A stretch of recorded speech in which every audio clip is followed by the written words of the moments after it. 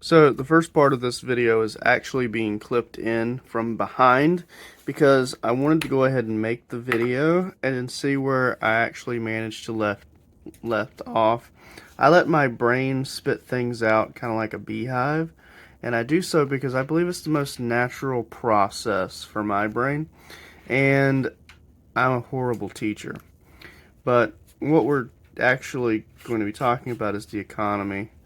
And so I wanted to make the video and see what it did, but I knew I was going to forget this part, and I completely did. How the economy works is what I've explained to you in the second half that is going to be covered in the next clip that will be pieced into the end here.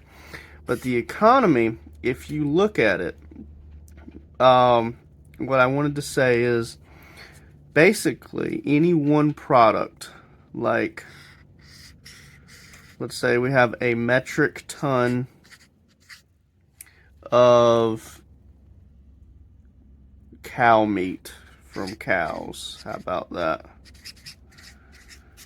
Okay, and I know the vegetarians aren't gonna like that. A lot of people aren't gonna like that. But let's say we have 1 metric ton of cow meat, and let's just say that this metric ton of cow meat could feed 2 million people one time.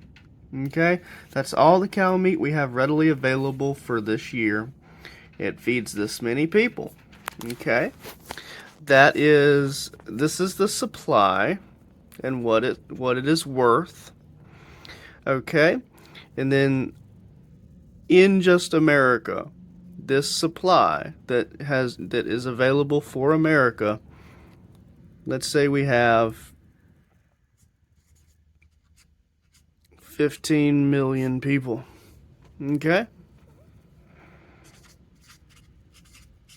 because this is how things work. There's usually more people than there is supplies. There's far more people in America than there are drugs. There's far more people in America than there is life-saving equipment. There's far more people in America than there are detailers. So most of the time, this is what you have. There are times in which you have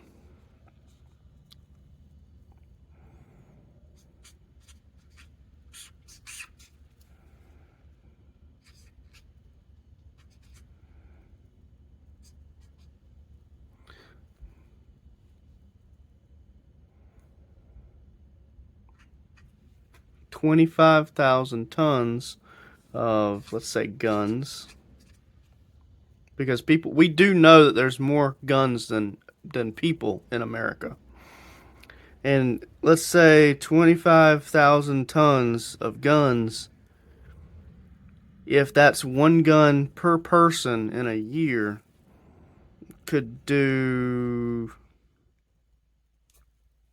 let's say that would supply each person one gun. Let's say that would do 45 million people a gun in a year. Okay? But again, you only have 15 million in this suggested thing. And so here there's more guns than people. All right? And in these two ways that the economy works, when you have too much of an object or not enough of an object, what happens is the resource is scarce or abundant. We could even put gas on this list. Let's go ahead and just do that one because people seem to like that. So let's say the resource. I spell horribly, so let's just forget the resource. Let's say gas is in a box, and let's just say 99 M. 99 million gallons of gas. And let's just say 99 million gallons of gas could keep up 9 million people in a year. we still only have 15 million people, but 15 million is more than 9 million. So what do we do about the fact that we have not enough gas to get everybody back and forth everywhere they're going throughout the year? Well, we have to buy more from outside of the United States. So what you're looking at here is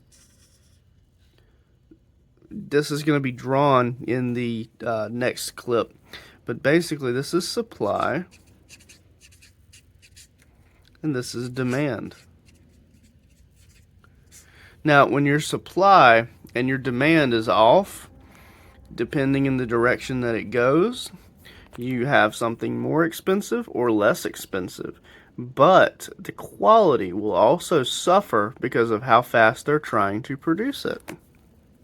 When you cannot get enough of something to satisfy the demand, the price is high, but the quality is low.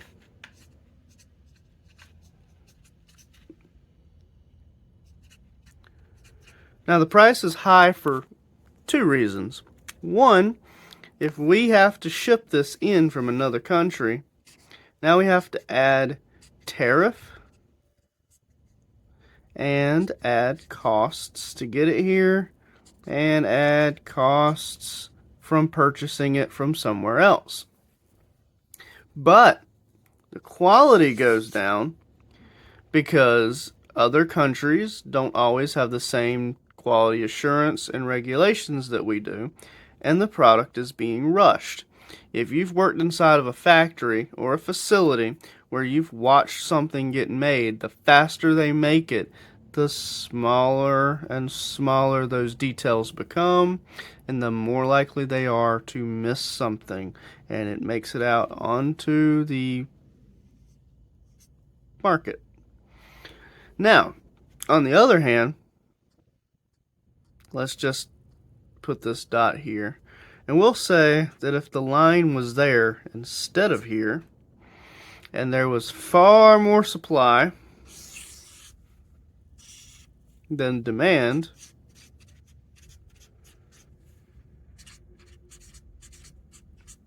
there's more supply in the market than there is demand, you would see the price drop because they're trying to get people to buy it, but you would also see an increase in quality because now they're trying everything to get you to buy this product, this gas, this supply, and they have so much of it. So companies are trying harder to sell it. Harder. This is better gas. This is cleaner gas. This is more fuel efficient gas. It's now 13 cents off. It's now 16 cents off. It's now 18 cents off. It's now 35 cents off. It's now 45 cents off. My gas is $1 cheaper than the neighbors next door, and it's the cleanest. So you get both a price drop and a increase in quality. Now, you could make the argument from hearing this immediately that the Tesla cars going onto the road would be a good thing because there's less people buying gas, and therefore gas should get cheaper.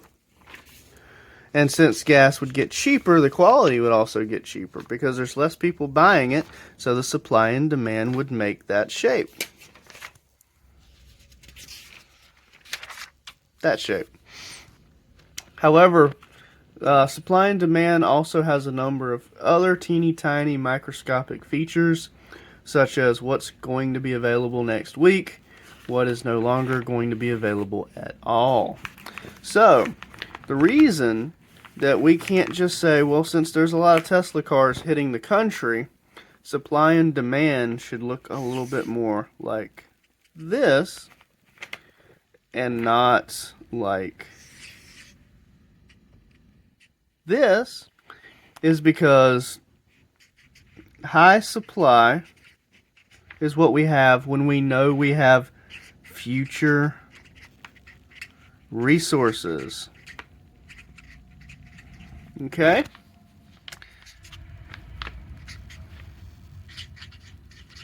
current resources and future resources allow you to make the assumption of what you're going to have and project sales, project supply, project production. Now, when you don't have a lot of supply, you usually also do not have future prospects. You're kind of not sure what's going on. You don't really know where the next amount's going to come from. If we eat all of this cow meat this year, well, you don't know anything about next year. So the farmer selling this cow meat, if he kills all of his cows and gives you all of that ton of cow meat, and he doesn't leave any cows to breed, now he has no cows next year, and you know it this year. You, one person, can buy all of the meat, and next year, because this meat's frozen, you can say,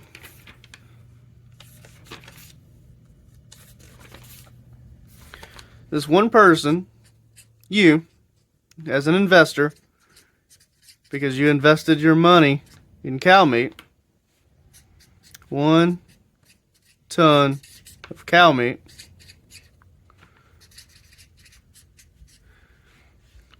is the last cow meat until other cattle has been raised for slaughter. You can say this is it. This is all. We are out. And then someone's going to say, but I want it.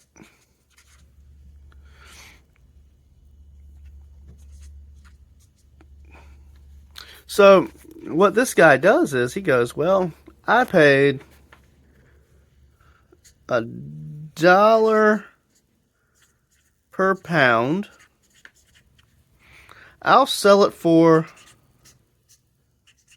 $5 a pound. Okay? And in a ton, 1,000 pounds, he's paid $1,000. Now he's getting back $5,000.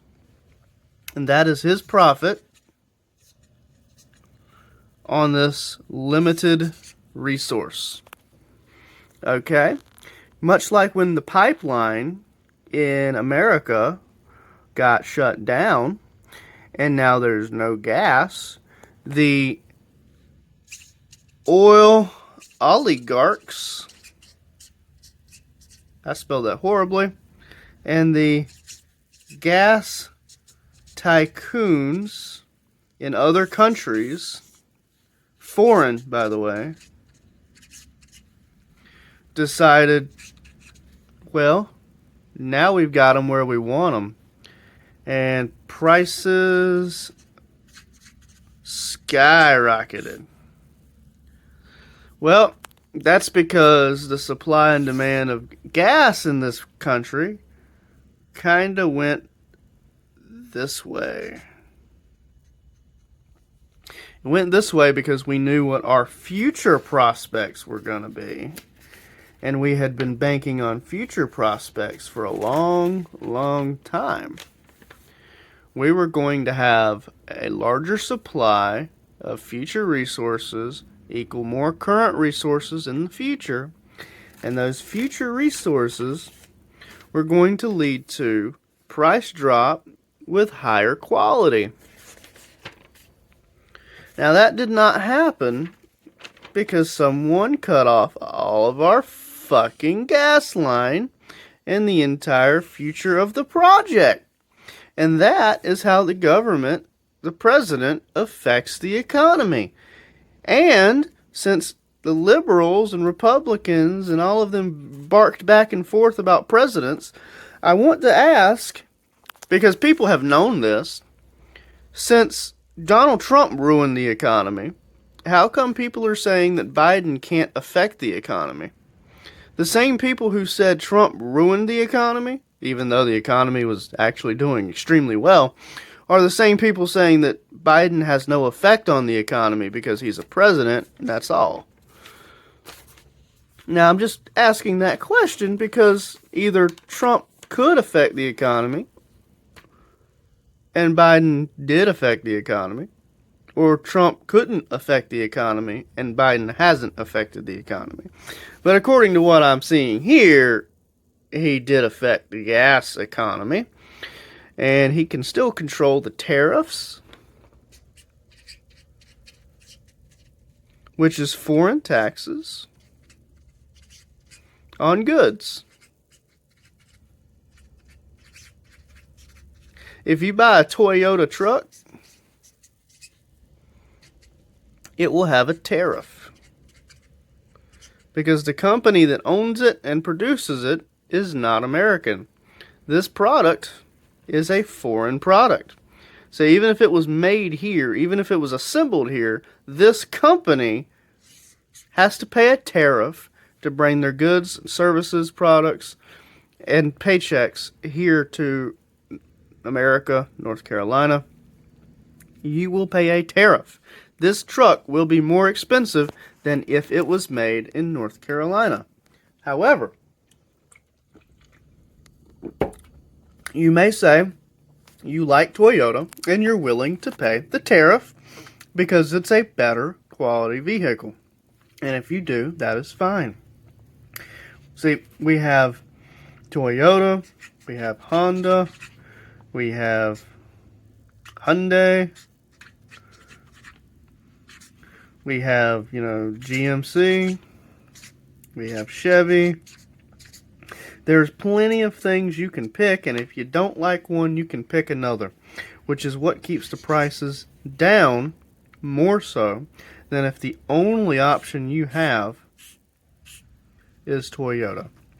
So because there is marketplace competition, it keeps the supply and demand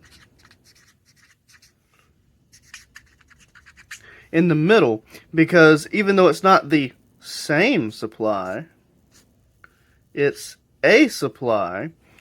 Chevy, Toyota, Tesla, GMC, Chrysler, Hyundai, Ford, Audi, Lexus, I don't know what they all are, but they're all out there. They're all out there. They're all supplies, and they all feed the same demand. Okay. So that's how some goods are more expensive and how you keep them in check with competition. Okay. Oh. Yep, I've been doing work at work. Oh. Okay, no. So I'm going to flip this paper around and work on the back of it because I'm not going to stop. Okay. So I've spoken about what happens based on the supply and the demand. When you have a supply and the demand, but you have to understand that the supply can be limited, can be non-renewable. And let's say food, though we can make food, is renewable, it's really difficult and it's not necessarily going to pop up on its own. So let's say food is non-renewable. For the sake of argument, let's say food is non-renewable.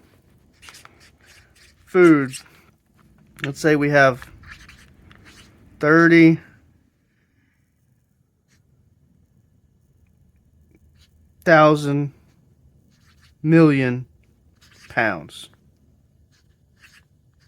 of food. 1,000 million pounds of food. Big number, okay? Of food.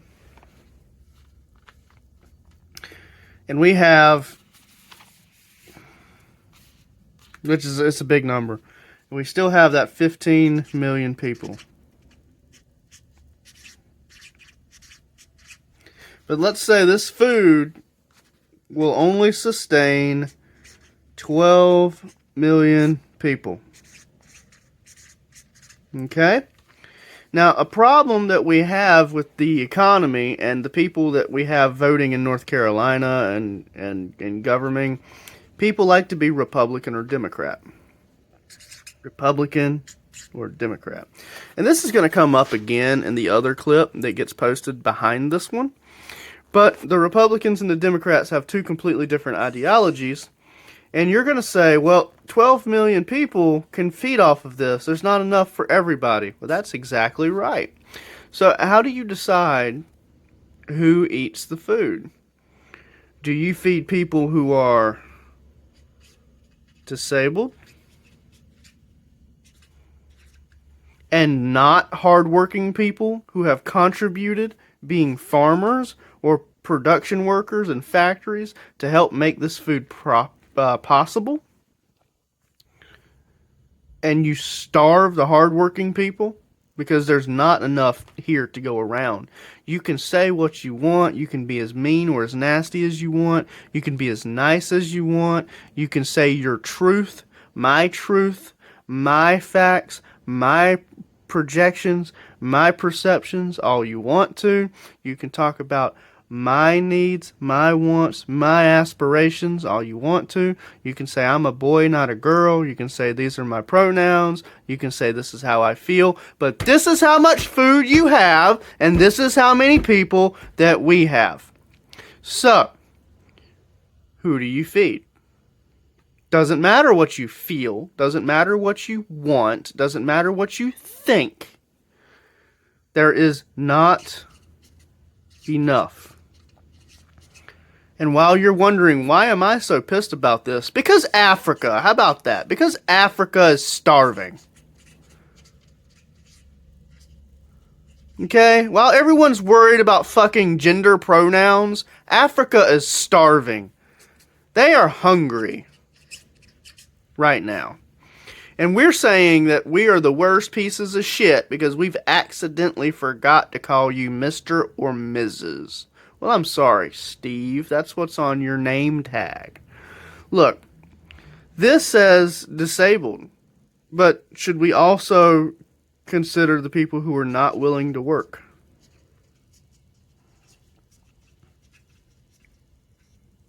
Should we list the people who are working under the table? Okay? Well, if you notice hard enough, you'll notice I'm talking about who are we willing to feed? As in a handout. Well, who takes handouts? People who, allow the government to help them.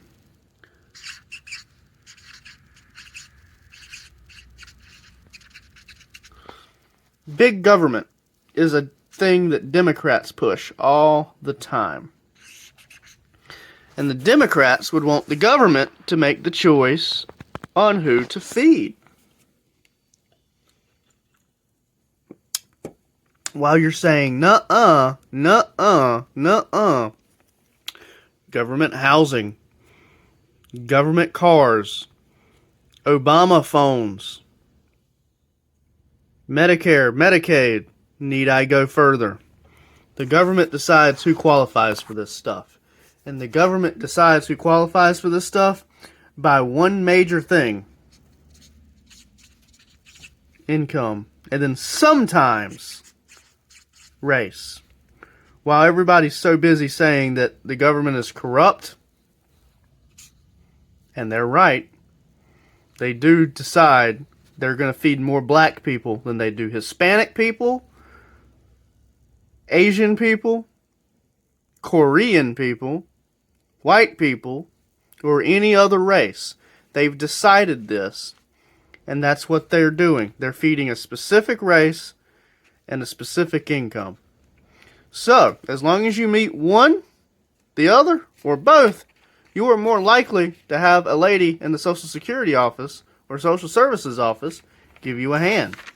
I was specifically denied unemployment benefits after, and only after, they were determined to get my race from me. And I explained to them I am Caucasian. And I didn't see what that had to do with my unemployment claim. Then they denied me. So there's my white privilege. Oh! I didn't get a dime of white privilege out of that. But you know what I did get? I did become Republican after that. Not because someone was racist against me, but because I needed to conserve my money. When I conserved my money, I went from having little dollars to big dollars, which, if you noticed, is better. And when I had better dollars by working harder at better jobs that would pay more because I buckled down and fucking tried, I had money which buys more food.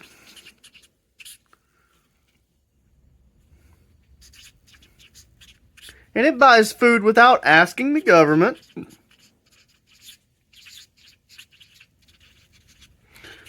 And it buys more food because I want it. So the economy is fueled by money. Little money, big money, foreign currencies like the francs and the pounds that the British people have, even though this is not their symbol. I'm writing it in the Americans' pounds because I'm stupid. So all of these make up the economy. Even though you're in America, you can still buy things with foreign currencies, but you have to pay more or less depending on what the foreign currency is worth. And certain companies have decided they themselves will not accept foreign currencies. The closer you get to Mexico, the more they will accept Mexican currency. And the closer you get to the Canadian border, the more likely you are to see companies that accept Canadian money. I have seen them in North Carolina, but it has been some years back. They have started to disappear, working their way upwards as the entire America slowly only accepts American currency.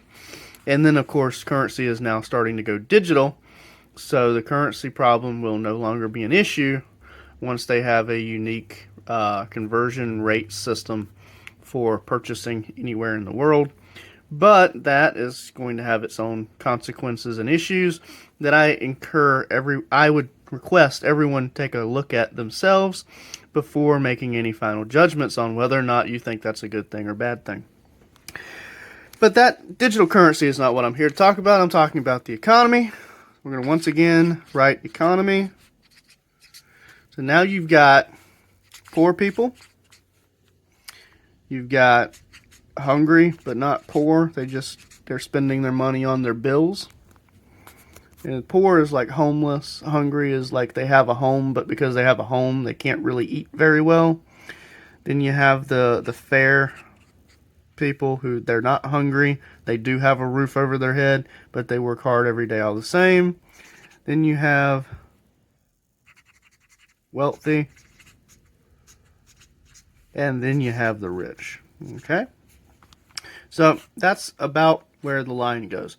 Poor is homeless. Okay? Hungry has a home. Fair, comfortable. Wealthy, they're not thrifty. They spend money a lot, so they're reckless. Okay, I guess we could say that. And then rich, just straight up monsters. Okay, they throw that money around left and fucking right if they want to, but no one ever got rich by spending all their money.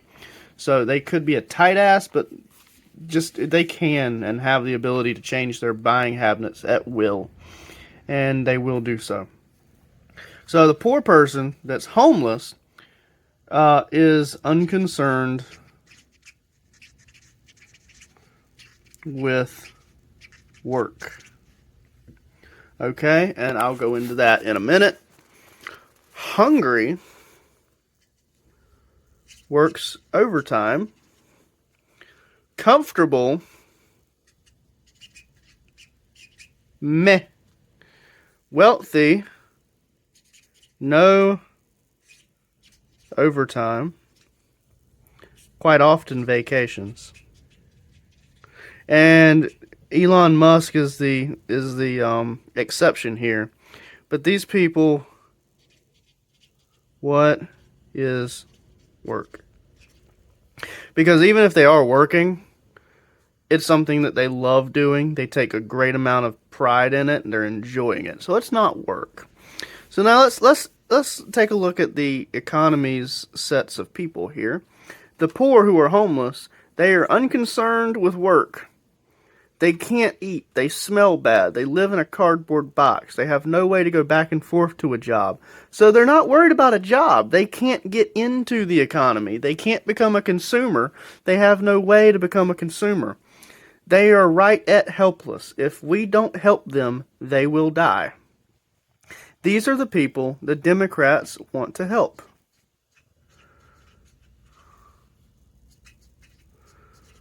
We're going to assume anyway. But usually that help goes to these people, these people, these people, and as we can see by some of the government people in charge, like Bernie Sanders, who's never really worked a day in his life, but has more than 3 mansions, also helps the rich. Okay. Now, the Republicans don't want to take anything from these people. At the same time, if we use a blanket term that takes all of these people and taxes them, we're causing harm to this person. We're causing harm to this person. We're causing a little bit of upset with them, and they're not entirely that worried. The rich people aren't. But the blanket, it's over everyone's heads because it affects the economy. So prices go up on the economy, and if you give a poor person $5, but everyone has stopped spending, you know, there's a point in which that burger is going to get expensive because even though the supply and demand has dropped, no one's buying it. Now they're not ordering as much. Now they don't have as much. And so that thing can flip back and forth. You have to be careful what you're doing here. If we just help the poor, the absolute homeless, just the homeless, if you have anything that you need above being homeless, you save your damned money and do what you need, then the Democrats who want to help people should be satisfied. The homeless people would be taken care of. Now, that sounds like a pretty selfless idea, but it does sound like it requires a lot of sacrifice. In fact, it does. If your house has one door and one window, if your house has 2 windows and a door, if your house has 3 doors, 3 windows, and a garage, if your house has a garage off the side, 4 windows, 3 doors, and a shop on the side, on the inside of it, all of you would pay lower taxes because you need your money for your home.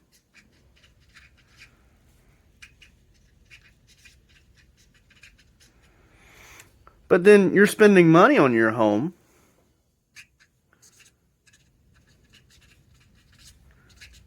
on the upkeep and making it look nice, which means economy good. Economy good means jobs go up. Jobs go up. Well, now that the jobs are going up for places like Lowe's and Home Depot, the homeless, like I know that lives behind Tractor Supply in Smithfield, North Carolina, who are being housed temporarily, can now find employment. Okay? Now the homeless can find employment. They have income. And that means they can go from being, I did this badly. They can go from being poor to being hungry. You go from poor to being hungry, and then you work the overtime, you get a second job, and you can serve. Now you are fair because you have fair income and you've upped your skill levels, high skills. So now your job set is fair with high skills,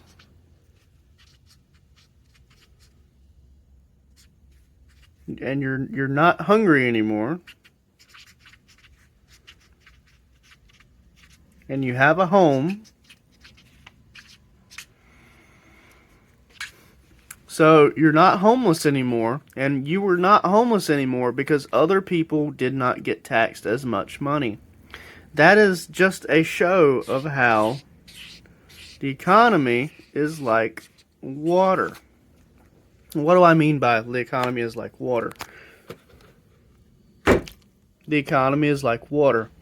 If you move money anywhere, the money everywhere else will move with it.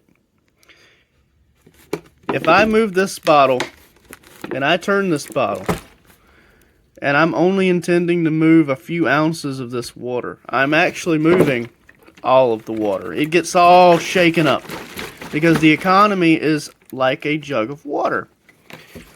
If I try to put a certain amount up against this left-hand wall, I'm taking from that right-hand wall. If I try to put enough on this right-hand wall, it's being removed from the left-hand wall.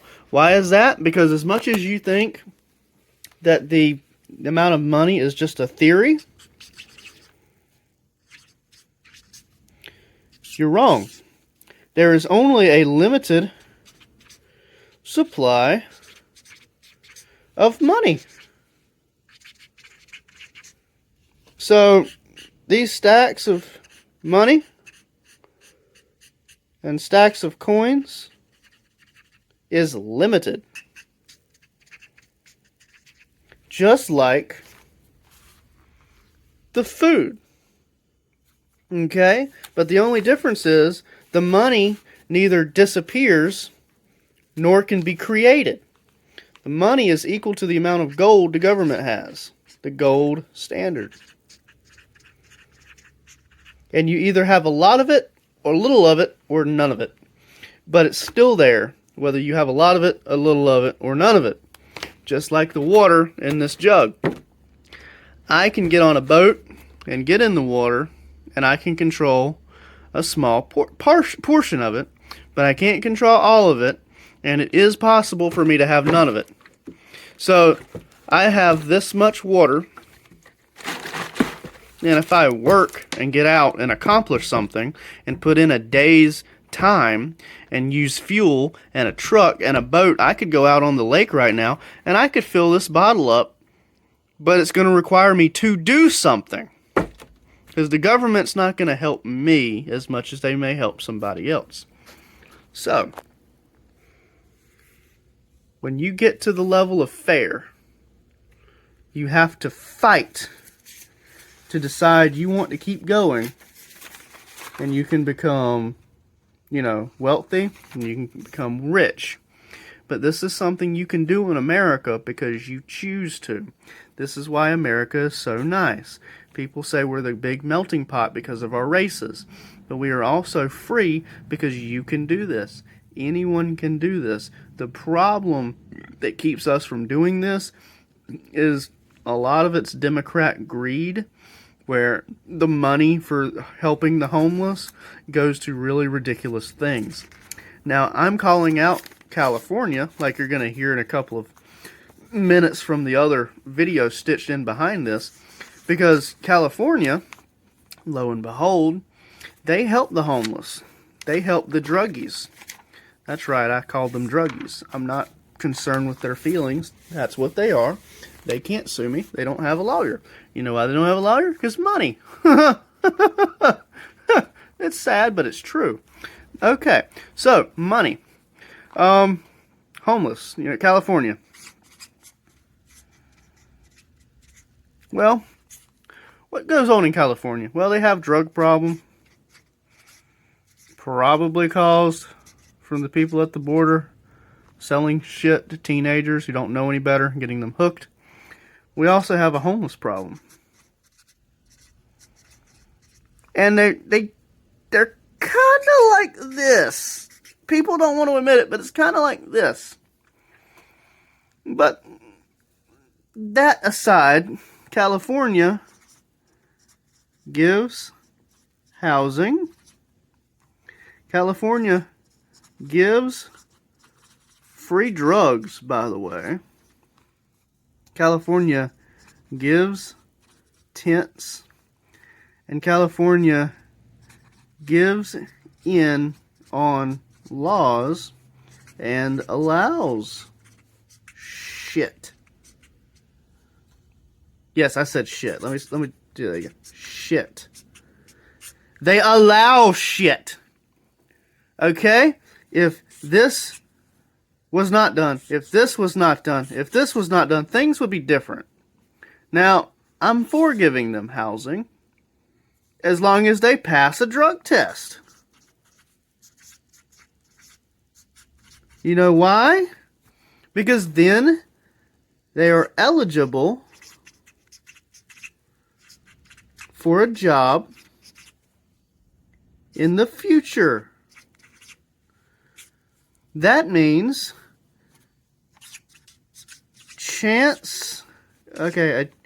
a chance of change in income, and not permanently in the system. That's how you fix the homeless problem. You get them out of the homeless cycle. You get them a job. You help them. You also punish them for bad choices and reward them for good choices. That is how life works. Okay. Now, I've said a lot about the Democrats. I haven't said a lot about the Republicans. But I do want to make a statement before you start to hear what I'm going to say in the next clip video. Democrats do want to help. They do want to help. But that is also their problem. They want to help everyone else when they can't help themselves. The only people who have money are the politicians.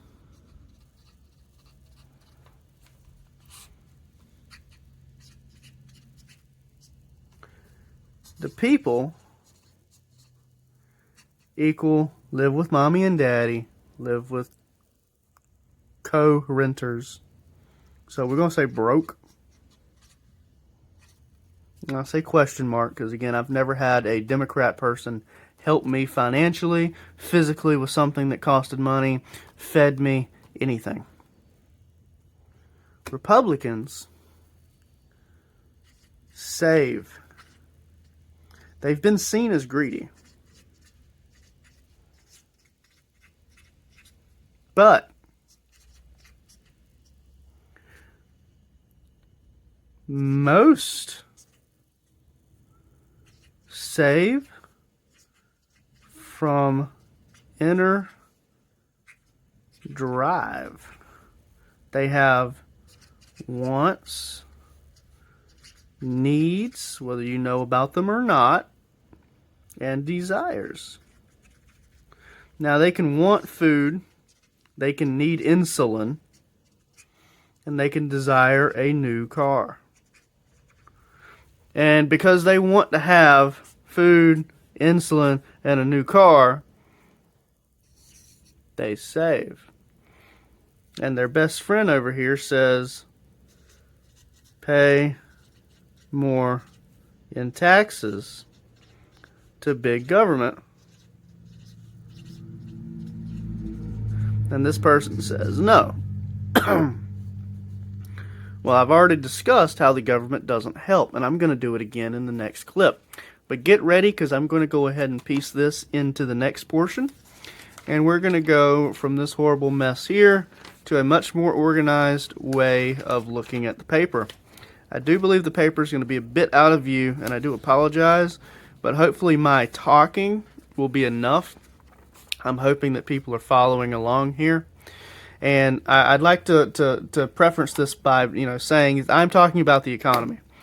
I'm talking about the economy, not Democrats and Republicans. I'm talking about the economy, and their mindset controls the economy. Their laws control the economy.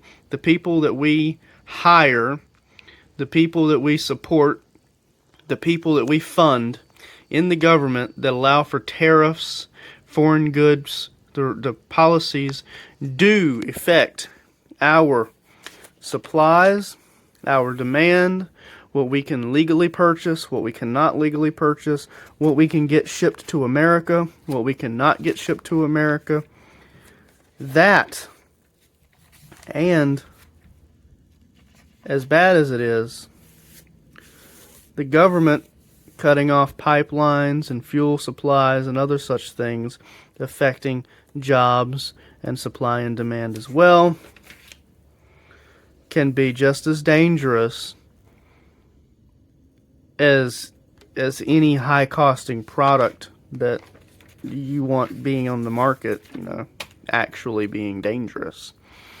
So this is how the economy is working on a backboard visual. What I'm going to show you is physically how the money moves, but this is how things work, because you have a product, but you only have so much of it, and this is the mindset, and then this is what happens with that product and how that works, how you as a company decide how much it's going to cost, and this is how a person makes his money by being a businessman, and this is how the oil industry has made prices go up due to what Joe Biden did in office, literally his first day. And this is how things work with foreign goods and how we try to keep them competitive with other products. Hyundai can be foreign. Honda is foreign. Chevy and GMC are not foreign. Ford is not foreign. But with all of these options, they do keep each other in check. Even with a tariff, that means that their profits are a little bit lower, but they do have American competitors to hold them down, and that's this is how tariffed goods are affected by North Carolina government, federal goods, and government influences. And I hope that all of this makes a little bit more sense, even with my terrible drawing, because you're going to have to look at it like water, and even if you try to feed just a few homeless, you're rattling the entire bottle of water. And so that's how things work. And then this is going to be clipped directly onto the next thing, so if you can't make it through, that's okay, but feel free to listen to the entire thing before you go cussing me out, fussing me out, calling me a bigot or a racist or anything else. Because I think you might learn something from this guy who knows nothing. So, give me a chance, give me a shot, and then when you're completely done with this, if you feel like I've missed something, or I've forgotten something, or I'm wrong on something, please, for the love of God, feel free to tell me in the comments below. Like and share and show other people so that they can understand what little that I understand. It may open their eyes to their Democratic opinion or their Republican opinion and make them go, well, I need to be closer to neutral. And you know what? That's okay. It's okay to be neutral. I actually sit kind of on the Republican side, but I do so because I had been Democrat and I saw what I was doing was wrong, and I try to vote a different way now simply because of that. I saw what I was doing was causing harm, and I don't want to cause harm anymore. Sometimes helping people hurts them, and I just want to show the economy to people because the economy is pretty much controlled by what we do with how we vote and where we put our money. And that will help a lot of people in the long run, even if we don't spend the money to do so. So, again, like and share if you want to. I normally do tool reviews, and here comes the next clip. Okay, Loki. Jinx. I need to borrow this chair. Daddy's gonna teach people about the economy and how the economy works. Okay, so this is not for certain people, but I encourage everyone to listen to what has to be said and watch what gets written down and how it works here on this piece of paper. The economy. The economy. The economy has a lot to do with why people are Republican or Democrat.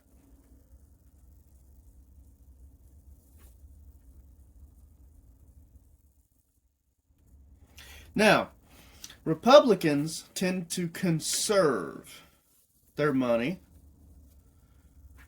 kind of like when there was a Great Depression, people didn't know what to do because they had no money. The money that they did have was not valued enough to survive off of. Democrats, on the other hand, think that money should be spread. You should spread the wealth. Spread the wealth. I know that's horribly misspelled. Doesn't matter. My point is the same. Spread the wealth. I'll add an A. There you go. There's an A. Spread the wealth or conserve it. Republican or Democrat. If you're looking at this at purely a monetary value type situation where you're not talking about abortion and political beliefs about guns, the reason why people are Republican or Democrat tends to fall down a line where they're like, gun, no gun. Sex needs to be unseen by children. And Democrats tend to have this thing where it's like everyone needs to be aware of sex. We'll say acknowledge sex.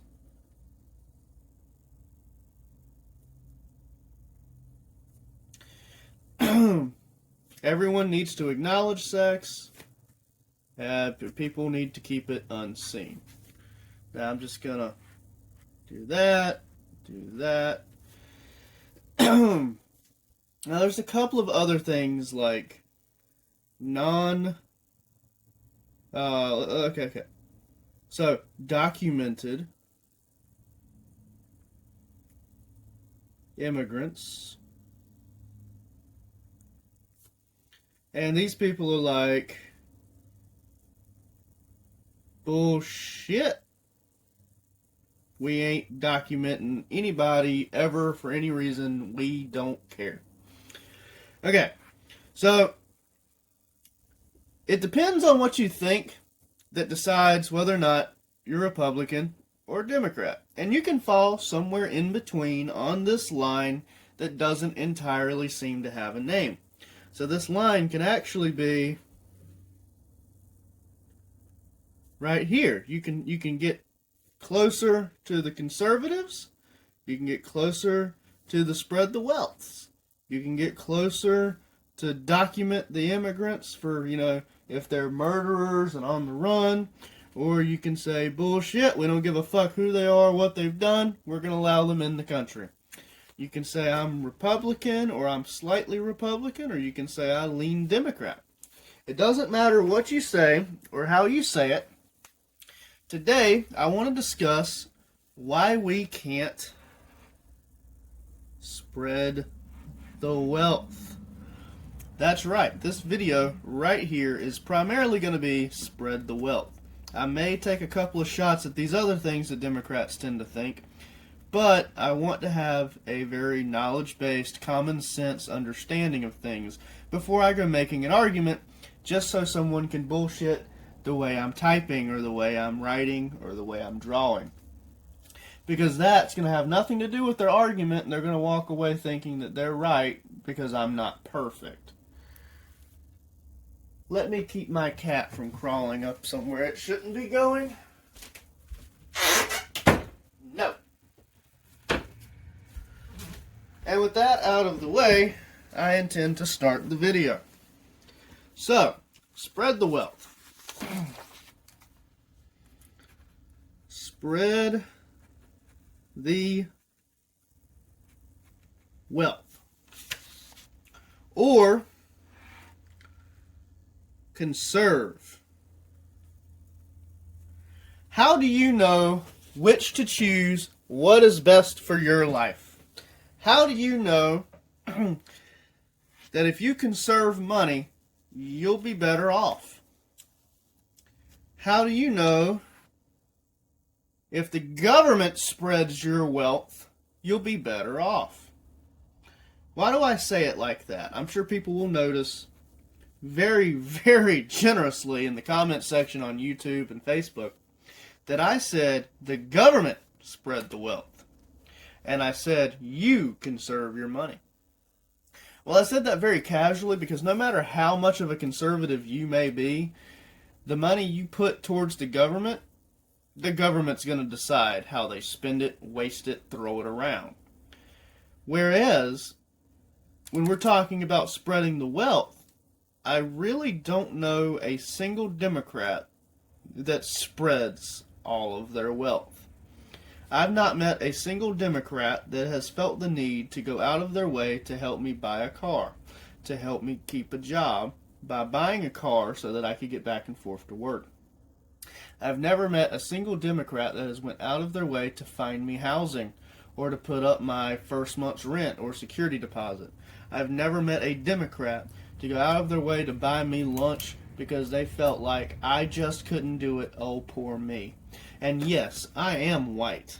But if you decided because I'm white, I have to have money, that's racism. And that is a completely different topic for a completely different time. There are people who are white that are poor and need help. With that very stern opinion and fact out of the way, we're going to proceed to what the difference is between the government spending your money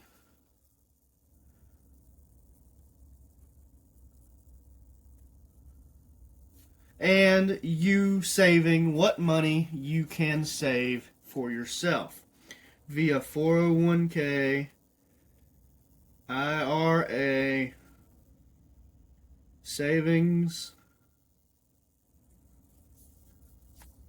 bonds, stocks, etc. Now, at first glance, this looks a little bit bullshit. So what I'm going to do is I'm going to pull this up. I'm going to try to keep it in the frame for the video. But I'm going to bring some more paper out, and we're going to have a small demonstration here. And for the sake of being able to tell the people apart, I'm going to have a red person.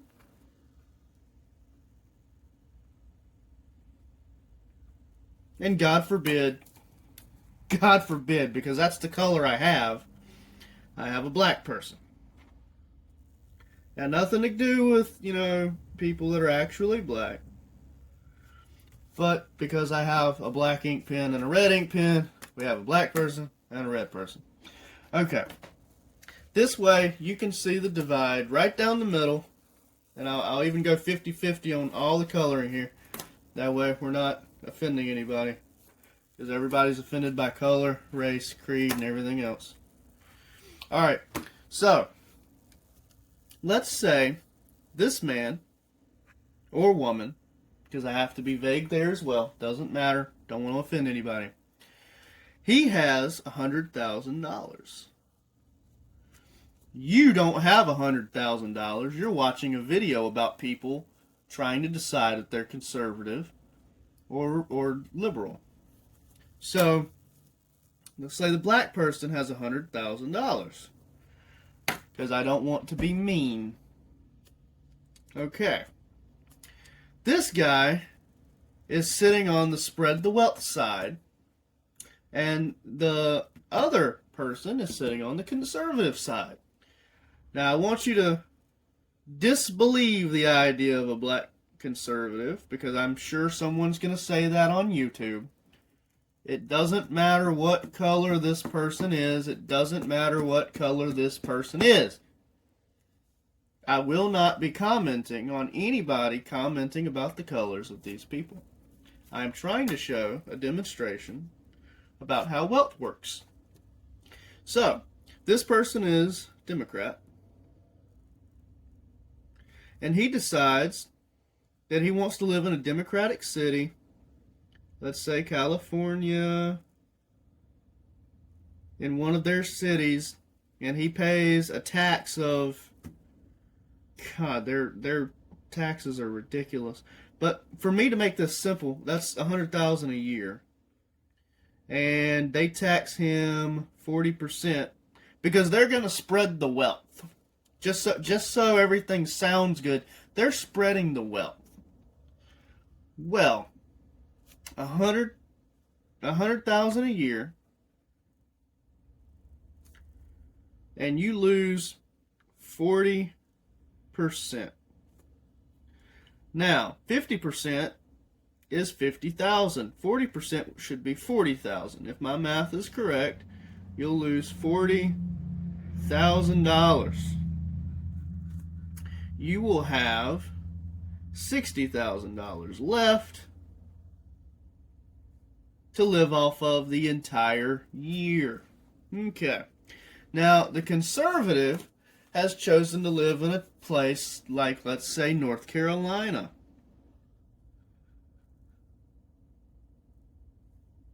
In a nice little town. Let's see, Republican. I don't know that North Carolina is actually Republican, but their taxes are a lot less than Democrats. So we're going to show how much better off you are. You are. And then you can make the decision to go closer to Republican or further towards Democrat. Now they're taxing you your $100,000. They tax, because of the massive difference, let's say 12%. Because that sounds obscene, but if you look it up, it's probably going to be fairly close to something like that. Not the actual numbers, but the ratio. You're probably not making $100,000 a year either. Like I said, you don't have that. He has that. Okay, and he's happy about that, by the way. This black stick figure is fairly happy about his money, and this Democrat over here feels like no one has enough money and nothing's ever going to be okay, and we need to do more to fight impoverishedness. While this Democrat guy over here, he's worried about he and him. Okay, so you got the 12% from 100,000. And believe it or not, I am not good with math. So I'm going to write it down. And then I'm going to grab a calculator. This is going to drag out the pictures and everything, but it's going to be okay.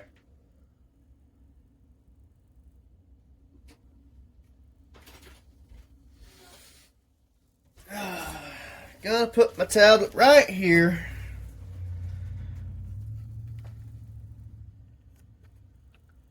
Let's see, where is El Calculator? It just got done updating, so it's a bit slow. Because every time you get an update, it gets slower. Because planned obsolescence. Ooh, it crashed. It's never done that in the last 2 years. 100,000. Okay. We got 100,000. We're going to divide that by 12%. Okay. So what you got left?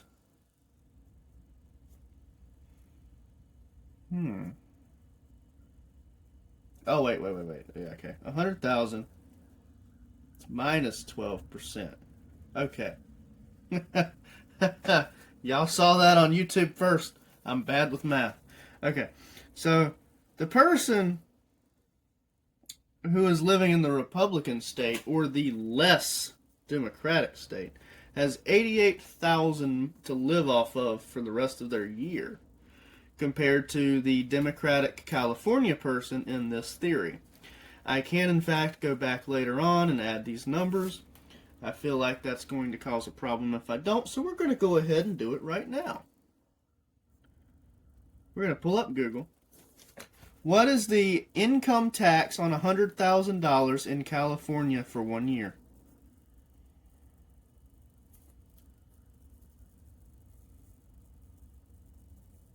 Okay. You will be taxed $24,000, $822. Your average tax rate is 15%, 15.1%. Marginal is 24%. I don't know what the difference is. Marginal tax means your immediate additional income will be taxed at this rate. Additional. Okay. Now, let's go back and do this again. Tax on my income in North Carolina, $100,000 a year. If I make $100,000 a year, I will be taxed $19,694. It is, in fact, cheaper, as I said. The tax rate is 15.01, and the marginal is 24%. Huh. That is amazing. Now, that shouldn't make any sense. It's the same tax rate. Why is it less? Huh. These both come from Forbes magazine. Is that Forbes? Well, not Forbes magazine, Forbes tax calculator. That is insane. Okay, well, let's try an income calculator here to show you that I'm not fucking something up here. Where's that tax calculator at?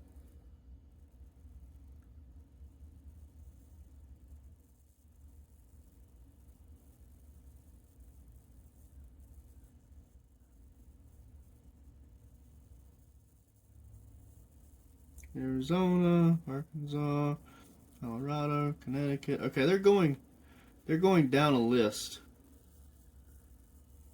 I don't feel the need to go down that list. U.S. tax form calculator. No.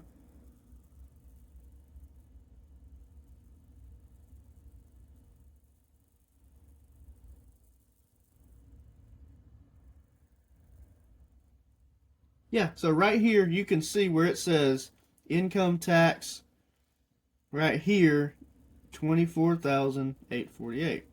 But at the top, 19,000 for North Carolina. Let's open this one. I kind of want to spend a second on this because people are going to argue left and right that this is fake or that is fake, and I don't care to argue. California tax calculator 2021. If you make 100,000, you'll be taxed this. Your average tax is 15. Your marginal tax, which is your immediate additional income, will be taxed at that. Now, let's take a look at, you're not itemizing anything. You don't have anything like that going on. You calculate $100,000 of income. Okay. The state taxes take 10, 30%, 9.81%. They claim $9,813. All right. Now let's go back, because I feel like it's very important to make this point very slowly but accurately instead of very fast, headstrong, and wrong.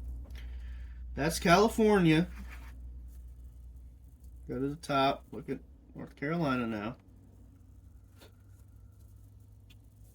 Okay, so again, you have North Carolina. You got no dependents, no deductions or anything. Just because you're in a state that leans more Republican than California, you will have 80306, $80,306. Now, the taxes on this from your government is 5.25%, 4.69%, and you will only actually be charged $4,686. That is practically almost half. You can be splitting hairs, but double 4 is 8. And that's more than 4, but less than 5. So that's practically half.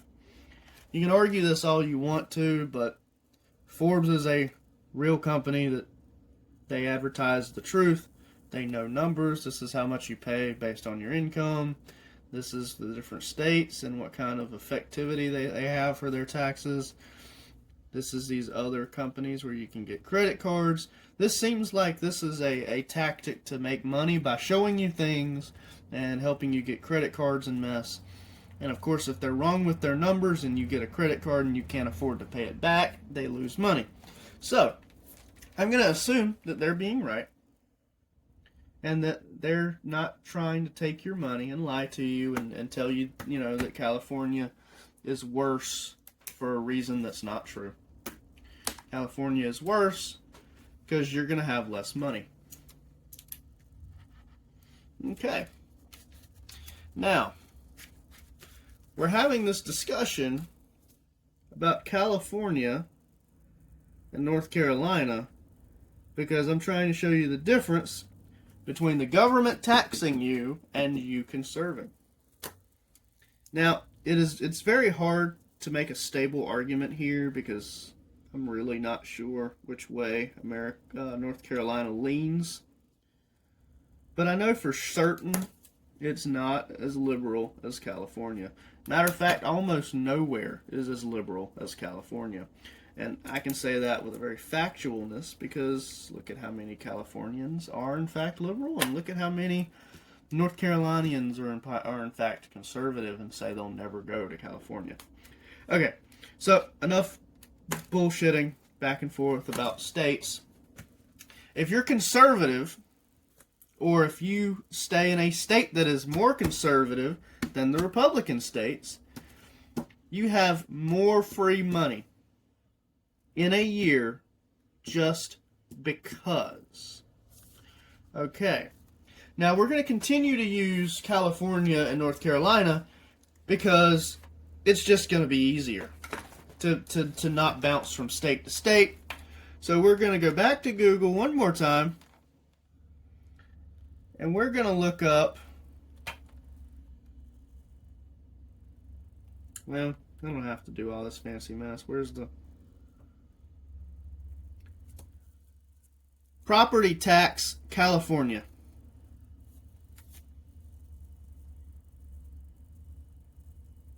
How much is property tax in California? Okay, a good rule of thumb for California home buyers is to estimate their property taxes, multiply their home's purchase price, so X, times 1.25%. This incorporates the base of 1% and additional local taxes, which are usually about 0.25%. Okay. Now that's not necessary because it's been added up there. Okay. How much is property tax in North Carolina? Property tax in North Carolina is 0.77%, well under the average national average of 1.07%. So it would be X times 0.077%. Oh, wait. Hold on. Put it there. I have to move it.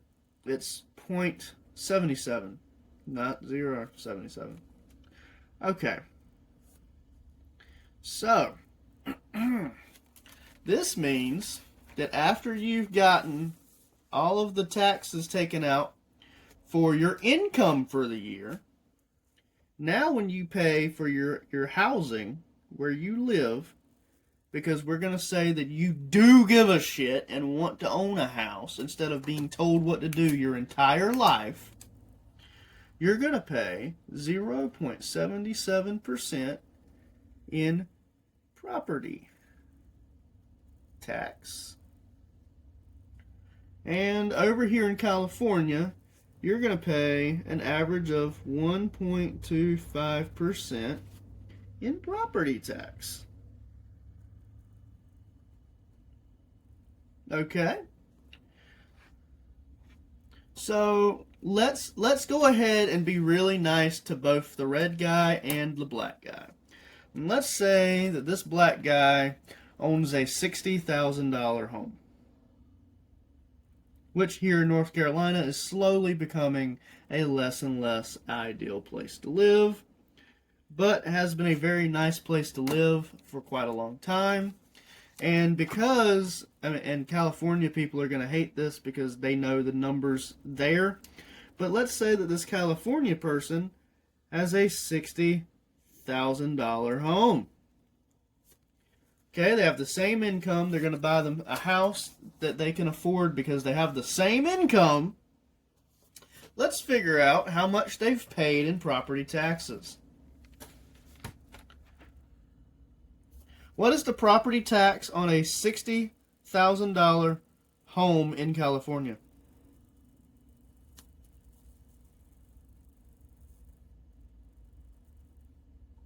Okay, property tax California calculator. Now it starts way up there, but this is starting tax. Okay, so let's put in the correct tax rate, 1.25, and the valued house is $60,000. Make sure to add that comma. Okay, for 1 year, let's calculate the cost of the house. What are we paying?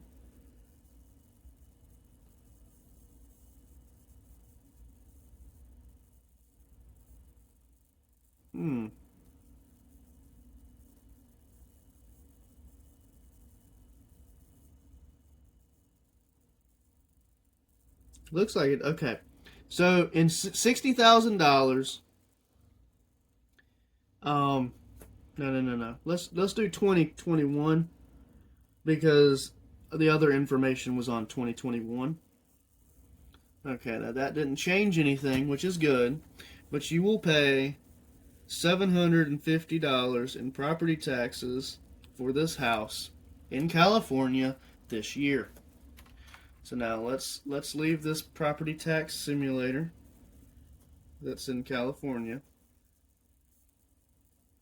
and do what is the property tax on a $60,000 home in North Carolina?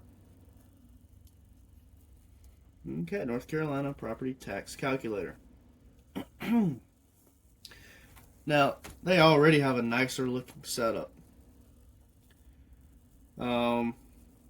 They actually added in my county for me. Let's not do that because that's vehicle property tax.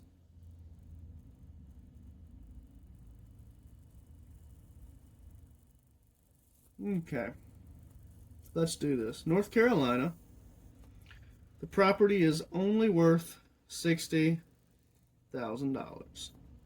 Now, the property tax in North Carolina is in fact 77 at this time. I don't know what this is. Estimated annual property tax $462 a year.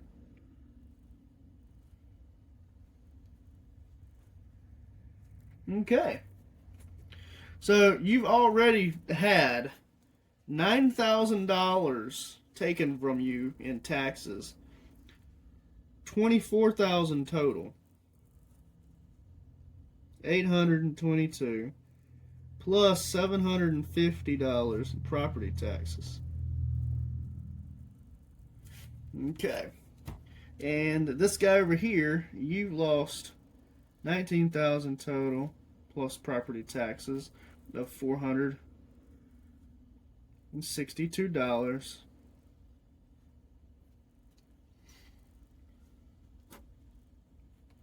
Okay, I'm going to keep breaking this down a little bit more and a little bit more and a little bit more. And you're going to say, I don't care about income.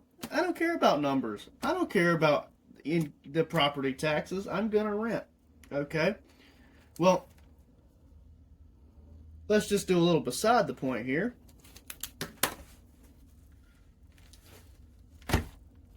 And let's ask Google. Okay. Average rent in California. Average rent in California is $1,726. Now, there are places that are showing a 4-bedroom for $3,000. There's a rent for a no bedroom. No bedroom. God, I wish I could zoom that in. No bedroom. $1,590.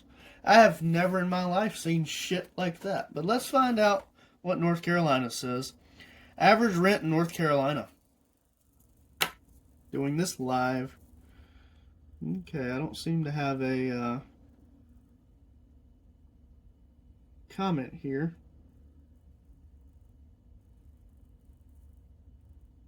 That's strange.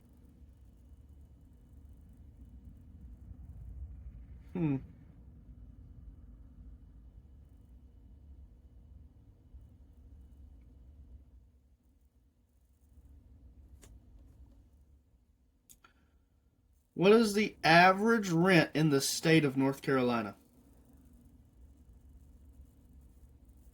Okay, so North Carolina has some prices up here.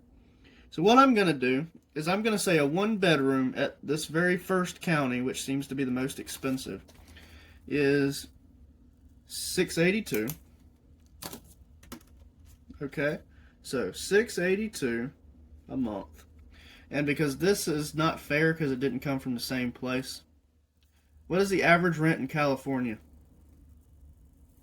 Okay, we'll go to the same place and look up the 1-bedroom that is $1,934 for a 1-bedroom apartment in the same highest cost zone. Now, this is a big difference. We're going to erase this best we can. So let's say you can rent or you can own. Either way, you are getting far more money to the government when you spread the wealth. And when you conserve, your actions appear to be rewarded. Now,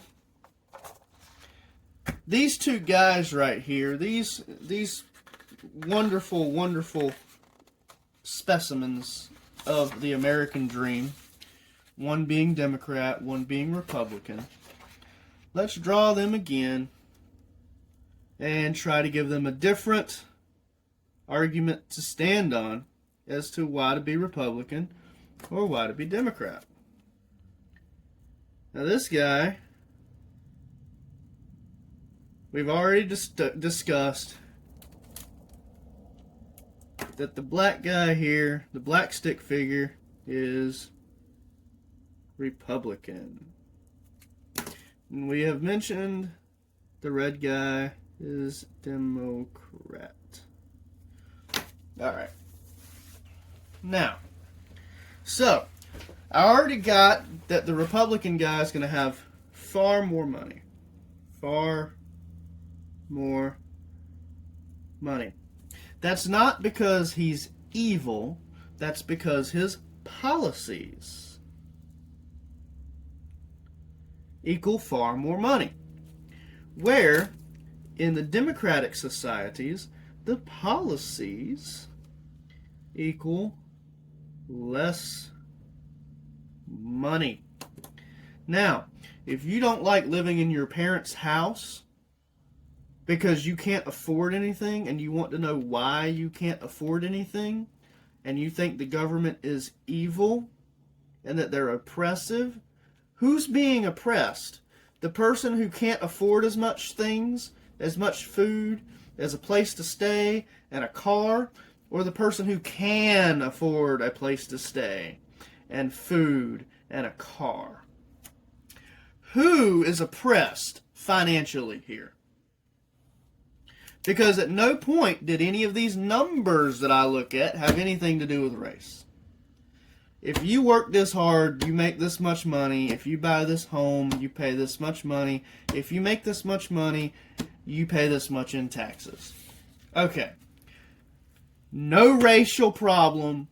No government being racist. If you vote Democrat and you live in a Democrat state where other people vote Democrat, you have less money and you are financially more oppressed than if you vote Republican in a Republican state and get better policies that allow you to have more money. Okay. Let's say you're one of those dingbats that you don't give a fuck about money at all. You can stay at home with mommy and daddy for the rest of your life. You don't care. Mommy and daddy are immortal and will always provide for you. Let's just say mom is a god equal no die. Okay. And then over here, let's say mom dies. Because science is not about facts. Science is about opinion and identification.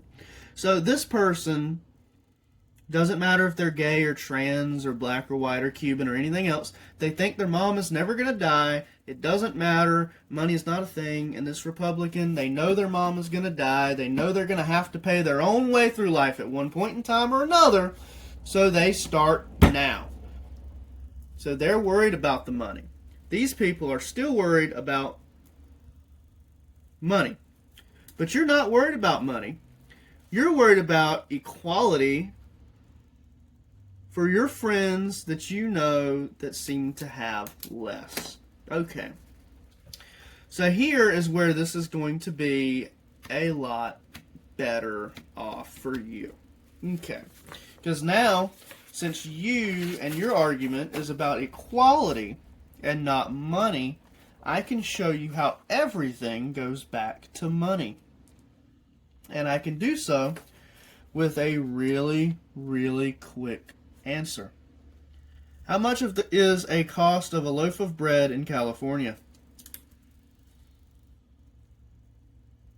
Okay, in California, a loaf of bread is 0.84 cents. That's the average cost. Interesting. Let's click on this one website and take a look at North Carolina.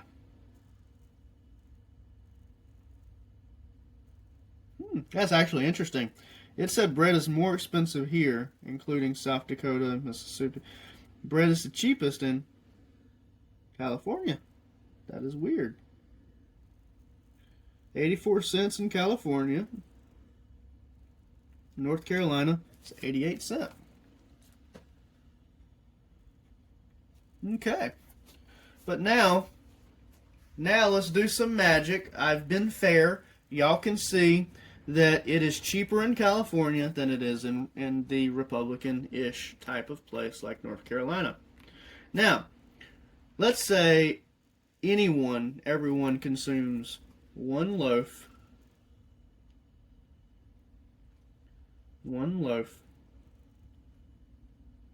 of bread apiece a week. You've got to buy your one loaf of bread for yourself, and then you're being taxed on all of your monies. So now they're going to go out and they're going to take $24,000 and buy everyone bread. And they're going to take the $19,000 and buy everyone bread. So here's a good question. Because everything's so fucking expensive, how many people does the government have to buy bread for? Well, the government has to buy bread for all the people who can't pay enough in taxes because they're not making money, they're going on homeless, they don't have the income.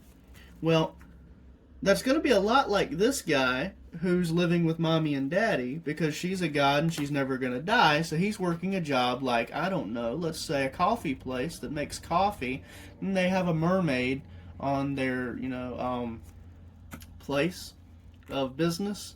And so this dude that was a girl who is a dude now who is transgender is crying in the back because no one wants to come to work. They don't want to come to work because they don't give a fuck about money. But let's say that place, is a general place people people work because they don't give a fuck about money. So anyway, out of that $24,000, how many recorded homeless in California? Okay. So, they have to feed 116,600 people. Alright. How many homeless recorded in North Carolina? 10,000 people. That's a big fucking difference. Alright, so now let's do the math again. Because we love math, and it's not about money, it's about helping people, right? So we're going to help people who can't afford a home because of high taxes and can't afford a car because of high taxes. So now they're homeless and they smell and they can't drive anywhere. So they're getting stuff from the government because they can't afford it because they've been taxed by the government and they're busy doing equality mess. So, in California, where they tax the shit out of you, you don't have a car anymore or could never afford one in the first place. And therefore, you end up homeless because you can't afford a house because you can't afford a car to begin with. So you can't go to any of the nicer jobs further away from you because you can't get there. 116,000 people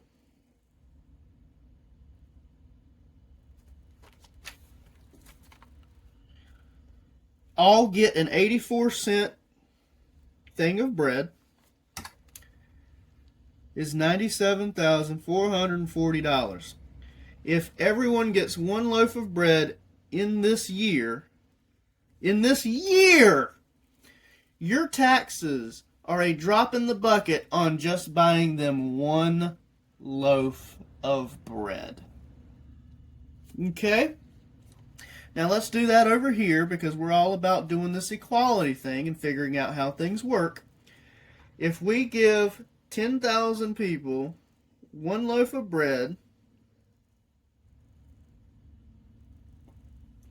at 88 cents a piece, because the economy is different, it's going to cost $8,800, and in 1 year you have paid more than enough to feed the entire homeless one loaf of bread. As a matter of fact, 19,000 divides into 8,800. Let's see, let's do this math. Okay, 19,000 divided into 8,800. 2.15 times. You can pay the homeless 2 loaves of bread, and then the next person getting taxed that makes 18,000 can buy them a cup of milk. You see how this helps the homeless and how this hurts the homeless?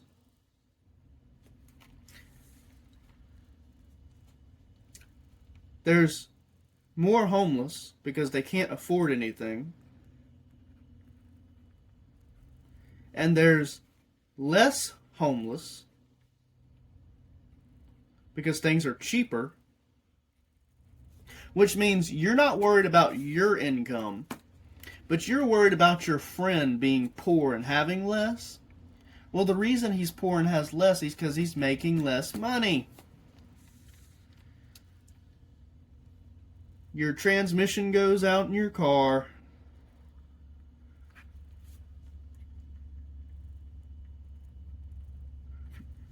Okay, it dies. You have a transmission, it dies. You have to fix the transmission or you have no car. Let's take a look at how much that costs. Average cost to replace a transmission in California.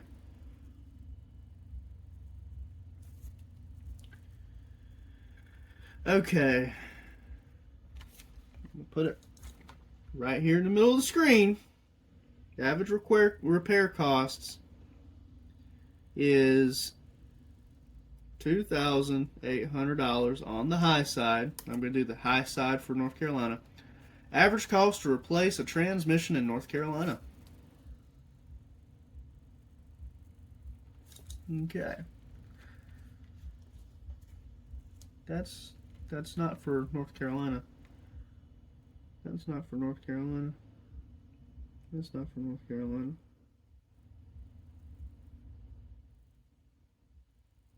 I need a place that says North Carolina.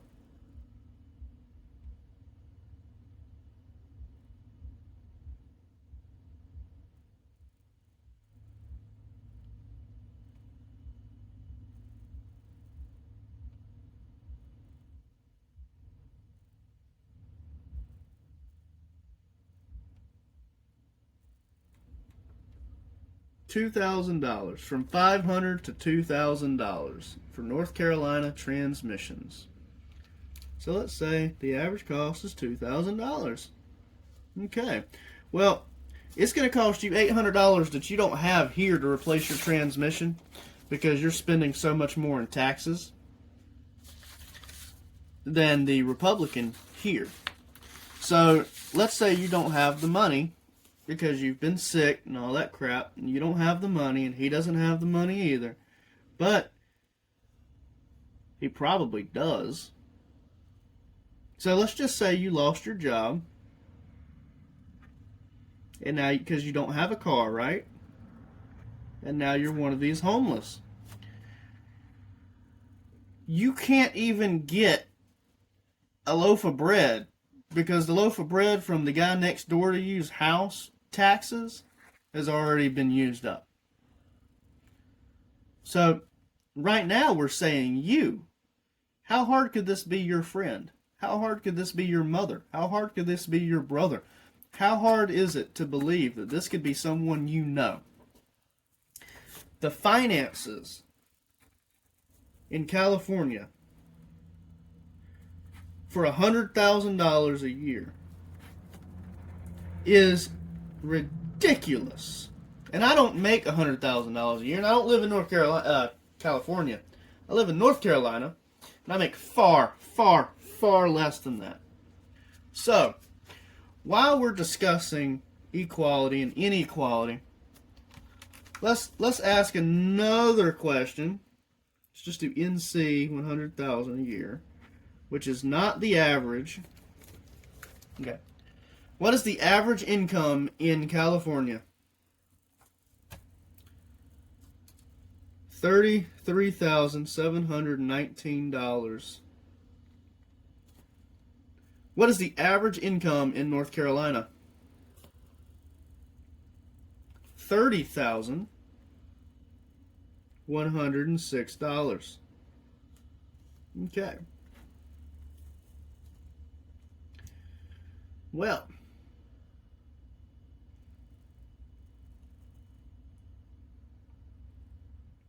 Hmm.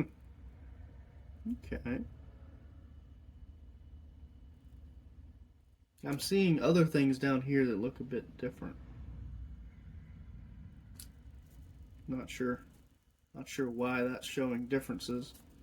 I'm going to choose to go with the Explore because, yeah, we can just make the assumption that Californians are making more money. Everything's already more expensive there.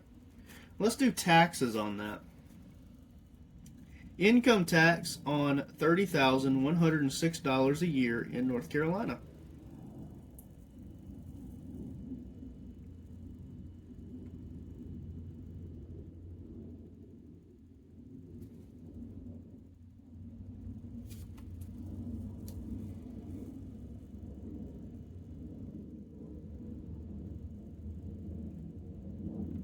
Okay, salary, federal, state, social, Medicare, be $11,000. I do have a point to this.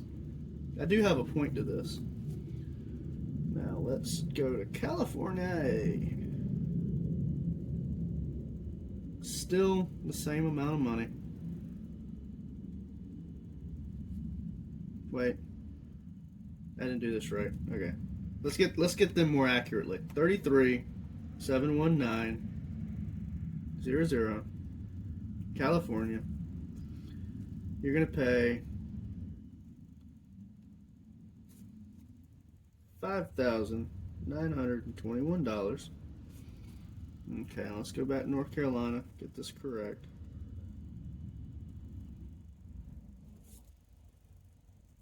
30,106,00.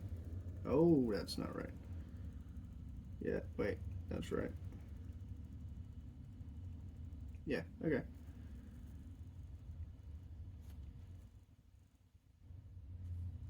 Okay, 5,040.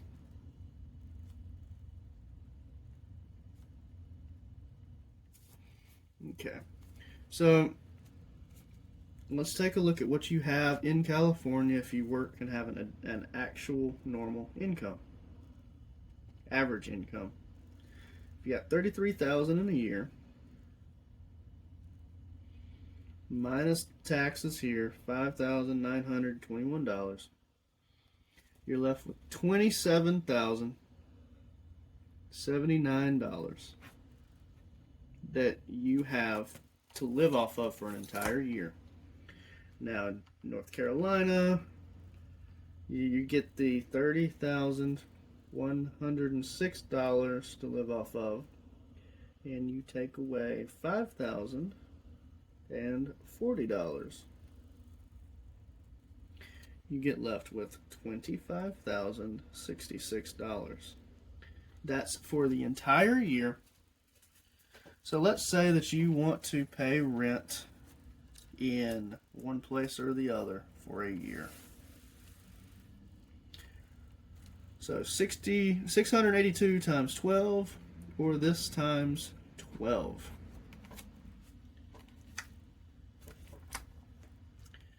The rent, 19,934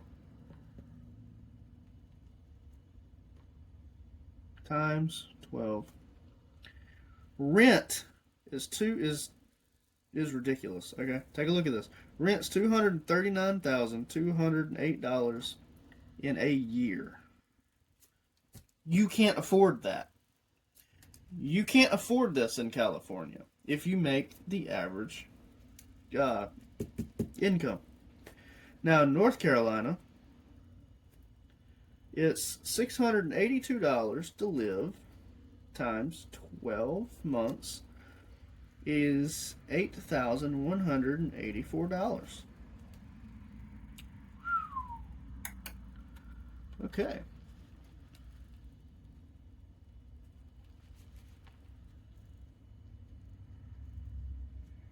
So in California, you've been allowed to have $27,000 for the year. You've been allowed to keep that. In North Carolina, you've been allowed to keep $25,066. If I was to try to pay rent in California with $27,000, we'll do 230. No. Let's do it correctly.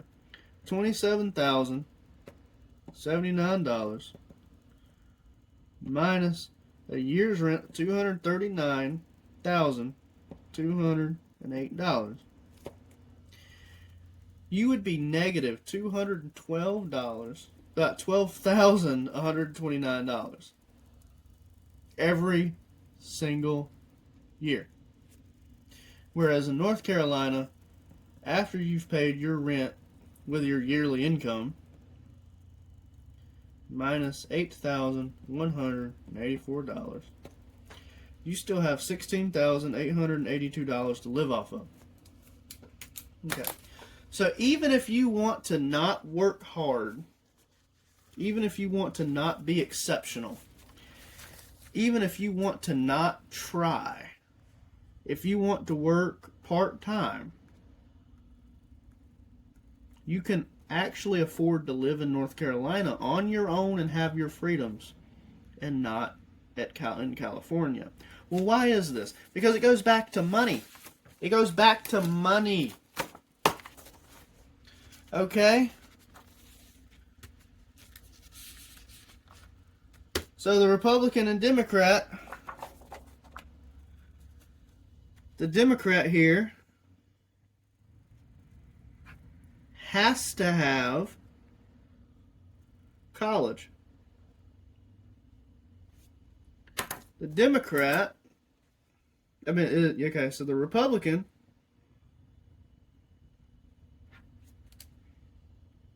says, no, it's my choice to do college. The Democrat has to have a higher income.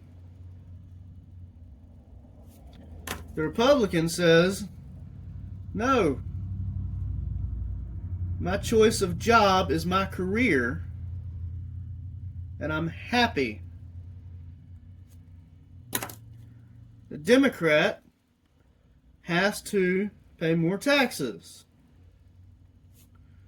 The Republican says, no, I'm going to save my money. The Democrat says, has no savings because they can't afford anything. The Republican says, no, I'm going to spread the wealth. Oh, look how that works. Holy fuck, ladies and gentlemen. And that is how you spread the wealth.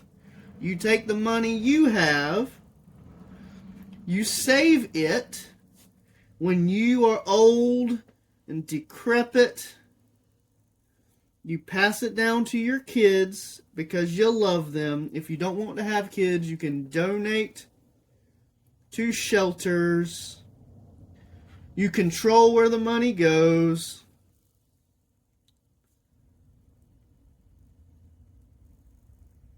And you avoid government corruption.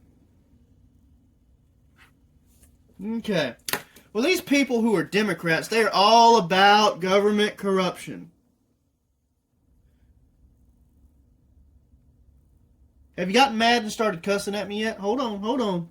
Because they swore Trump was corrupt. Well, since they've gotten rid of Trump, their taxes have gone up. Their homeless has gone up. Their cost of living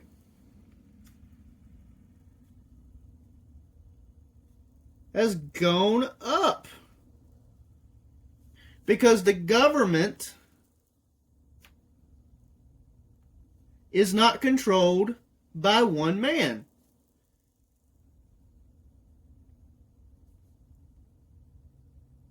The government is controlled by many people.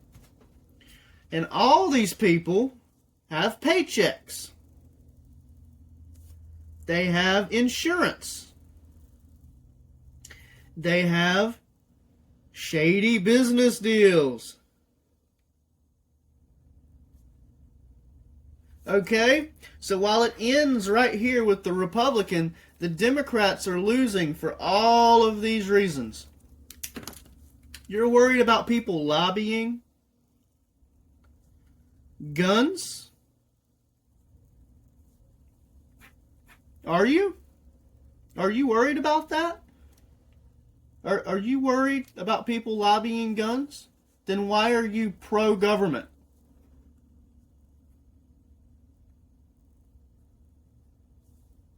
If you're worried about people lobbying for guns, become a Republican. When you save your money and you vote no to government having the power to infringe on this and this and this and this, the government cannot lobby for guns because the government has no rights.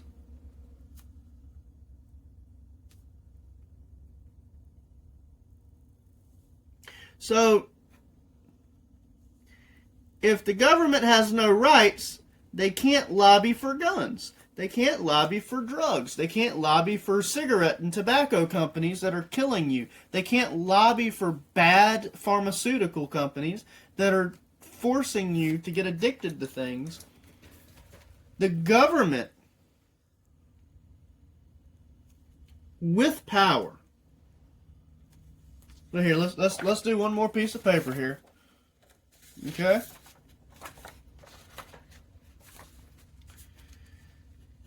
Democrats, Republicans.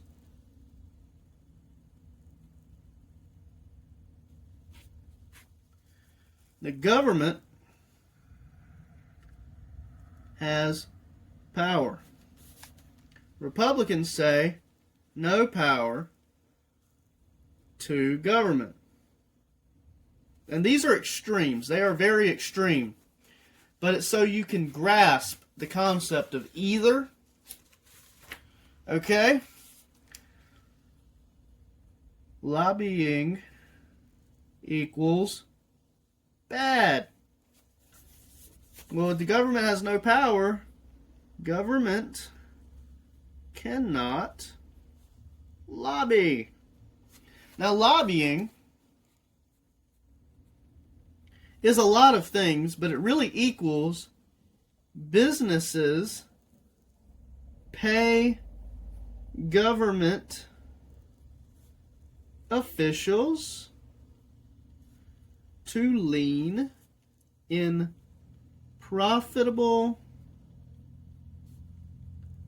directions.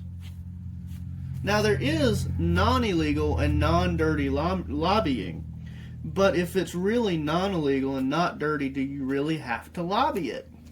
Therefore, this is the one time that lobbying equals bad. It's also the one time lobbying is needed.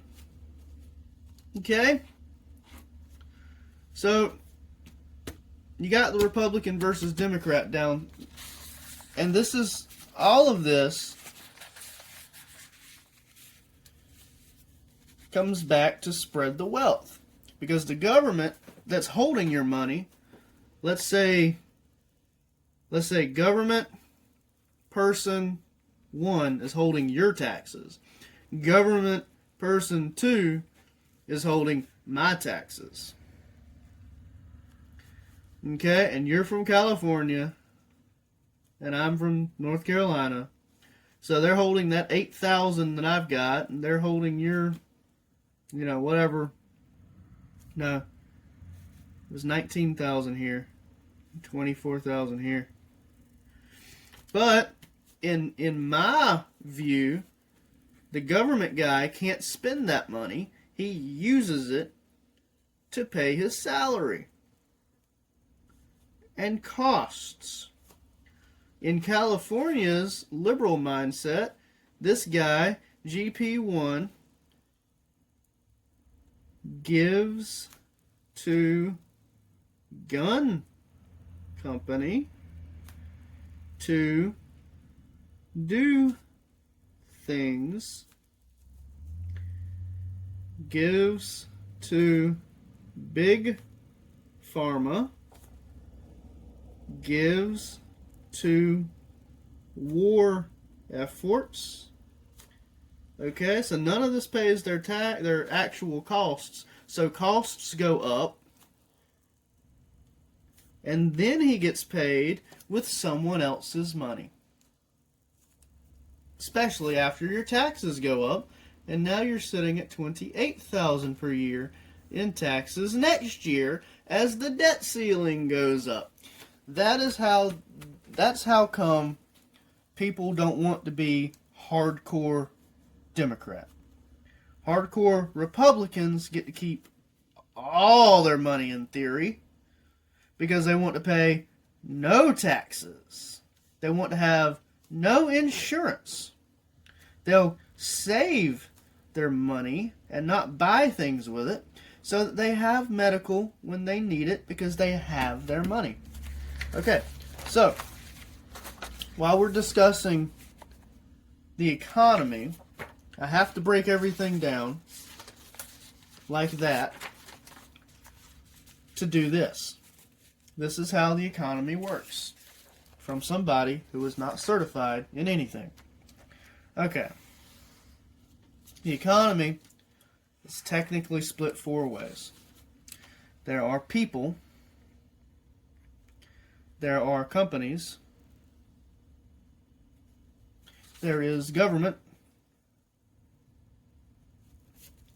and there is world. And if you've noticed, it kind of works like this. People give to companies, and they give to the government. Okay, companies give to the world, and they give to the government. And government gives to people, companies, and the world. And the world does not give to anyone in America. They may give a little bit to companies that are from their countries, but not in a big way to the point that you can't rely on that. Now, what are we looking at here? These are arrows in which things of profit flow, such as goods, services, money. Okay? Companies make money off of you. Money. They make goods and services off of you. Goods and services. Now, if you work at a place like Starbucks, you're going to say, well, the government doesn't make anything off of me. Yes, they get the service of you making coffee. And by the way, a coffee is a good, by the way. And they get the money because people have purchased it. So, now, the company that now has the goods and the services and the money, they have to pay their taxes to the government. So the government gets things from everybody by taxes, and they distribute from taxes aid to people and aid to companies that are going under,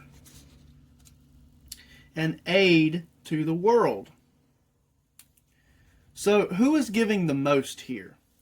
The people give the money, they make the goods, and they perform the services.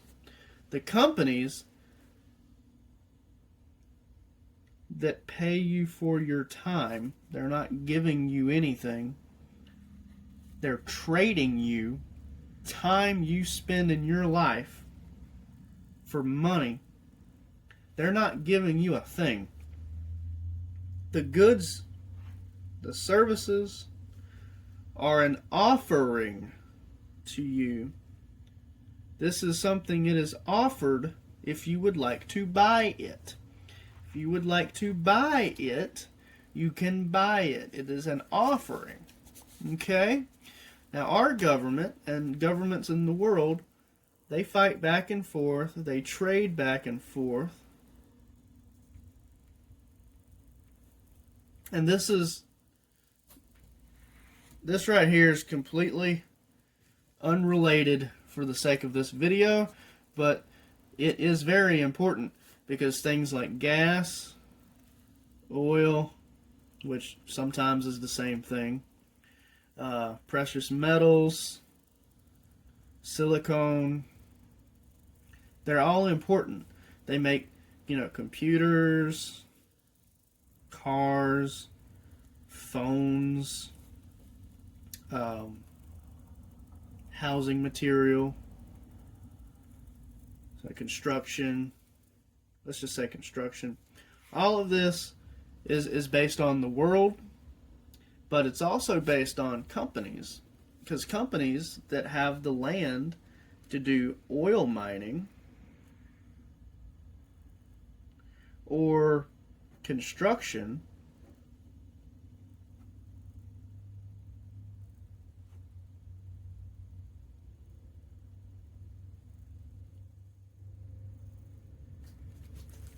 will have to pay you to do things, and a lot of times they need the goods and services from things like products like this that come from the world.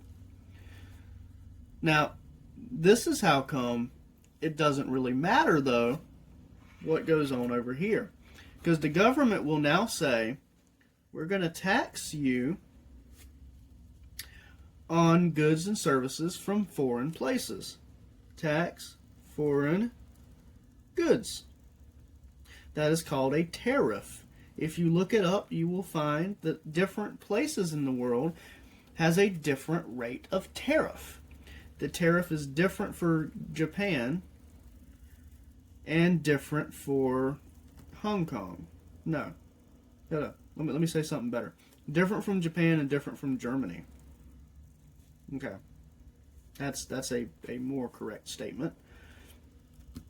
Now, these are different.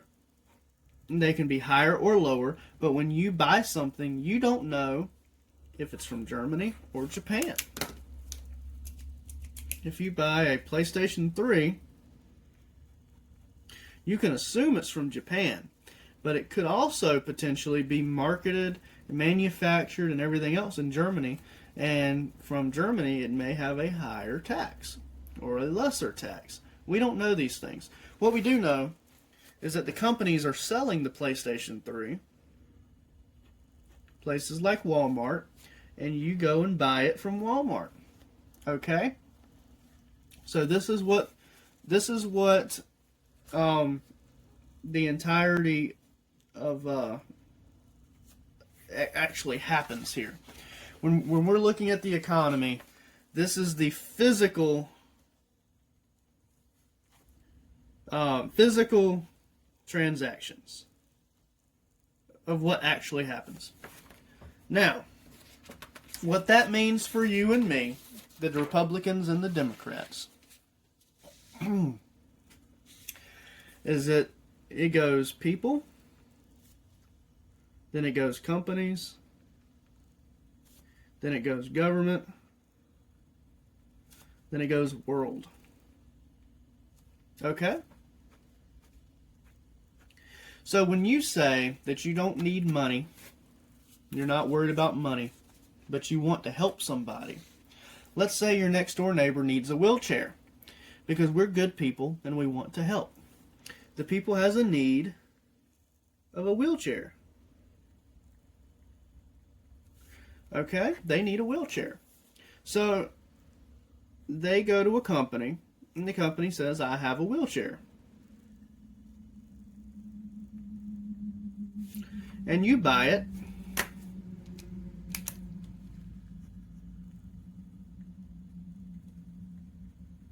Okay? Well, the government's going to go, well, hold on here. So you pay the tax on that wheelchair.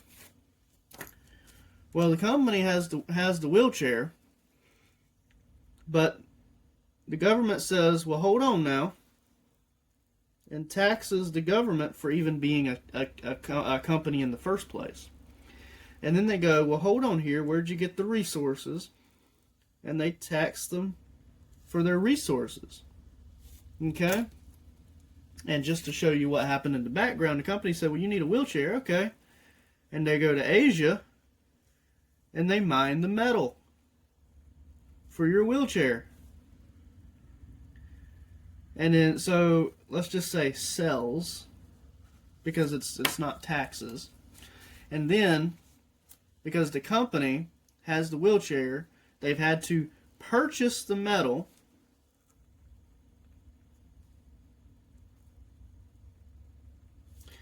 pay workers, pay company tax,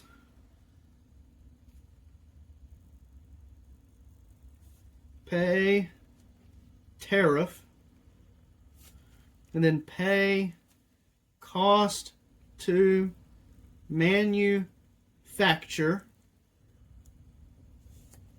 So they've had to pay here, pay here, pay here, pay here, pay here. That equals cost of wheelchair. Now, you were the good person and wanted to buy the wheelchair. So what you're doing as one person is you are paying the added cost, the added cost, the added cost, the added cost, the necessary costs. It does cost to manufacture, and that is necessary. It might not cost to pay a worker if they have a machine. However, the machine comes from more metal and a worker making the machine. You can trickle it down all you want, but then it costs more to manufacture. So these two are kind of interchangeable. You have to have workers, but you don't necessarily have to have workers. It's a come and go thing. Anywho, you've purchased the wheelchair and you've paid for all of this. So if the wheelchair material only costs $2 and the worker only charges $7 to make your wheelchair, and the company's taxes to sell one wheelchair is 50 cents, and the tariff for that one wheelchair is $1, and the actual electricity and fuel and energy used to get that wheelchair made is $5. Do you think that that wheelchair is only going to cost $7, $8, $9, $10, $11, $12, $13, $14, $15.50? No, they're going to add a profit to stay in business. Profits are usually 10%, but not always. Some businesses add an expense cost. This means you're paying for yours and potentially a secondary one in case they have losses and bad product and returns. So now the government has taxed them and the company has made their product and they've sold one to you. You've paid enough for them to make a profit, plus cover the costs of one or two in case it turns out to be bad, because this worker, just like you, has come to work, but he's disheveled about his taxes and he falls into the machine and gets hurt. And now he's, the product has been fucked up and he's got to, be out of work for a while. So they're making less, and that particular one is a cost, but not a profit. Now, what does that mean for you? Well, let's just going to flip all of that on its side. And we're going to say you as a person bought the wheelchair for your neighbor. Okay. The government actually suggests that you pay taxes even if you sell something at a yard sale. Wow. So it stands to reason that if you look hard enough, I can guarantee you can find a gift tax, where if you receive something from someone, you should technically pay a tax on that. So person 2, who is not going to do it, but is expected to pay taxes on the free wheelchair. Okay? But we're talking about the economy, not how the government has too much power. So I done went through how the economy works for Republicans and Democrats, and I've done showed you what the process is for how you buy things. So now the economy has two things going on. There's income and outgoing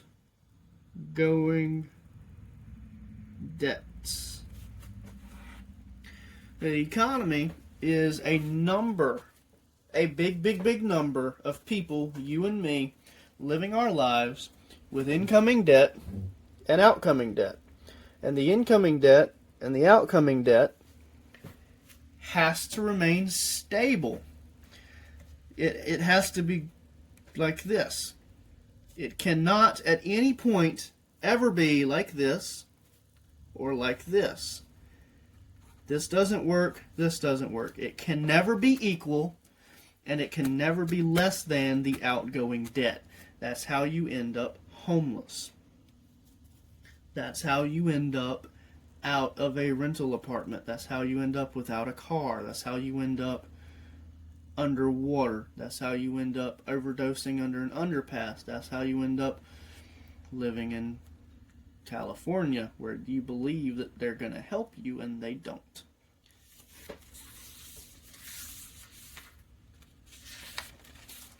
I took a shot, so I'm going to defend it real quick.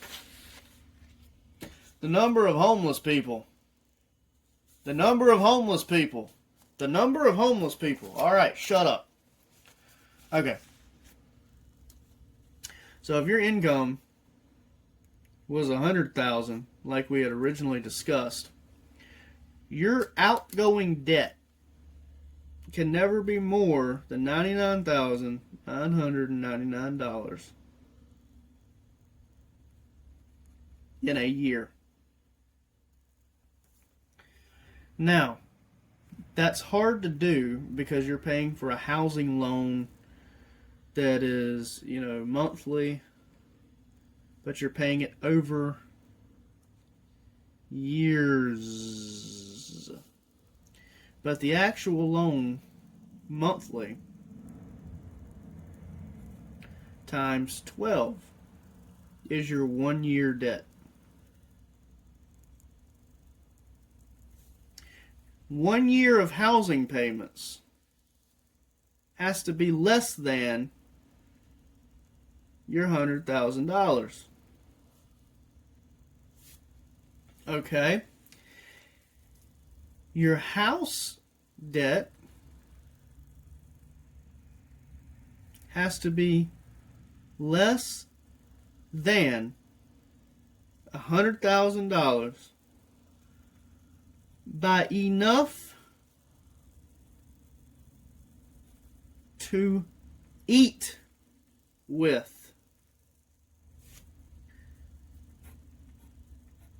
Enough to pay electric with.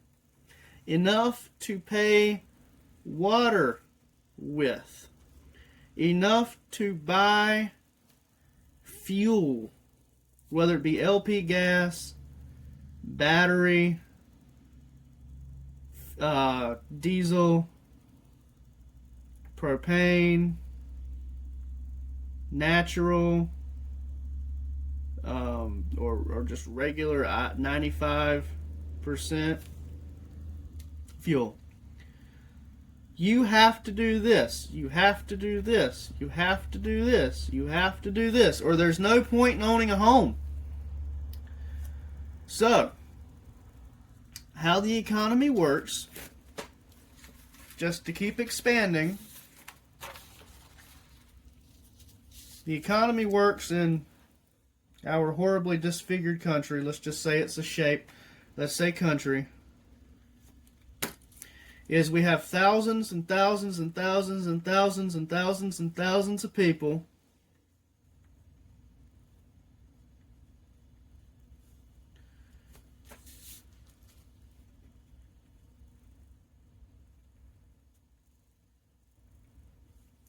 let's say that one line is equal to 1 million people. Okay? And all of these people pay taxes, buy goods,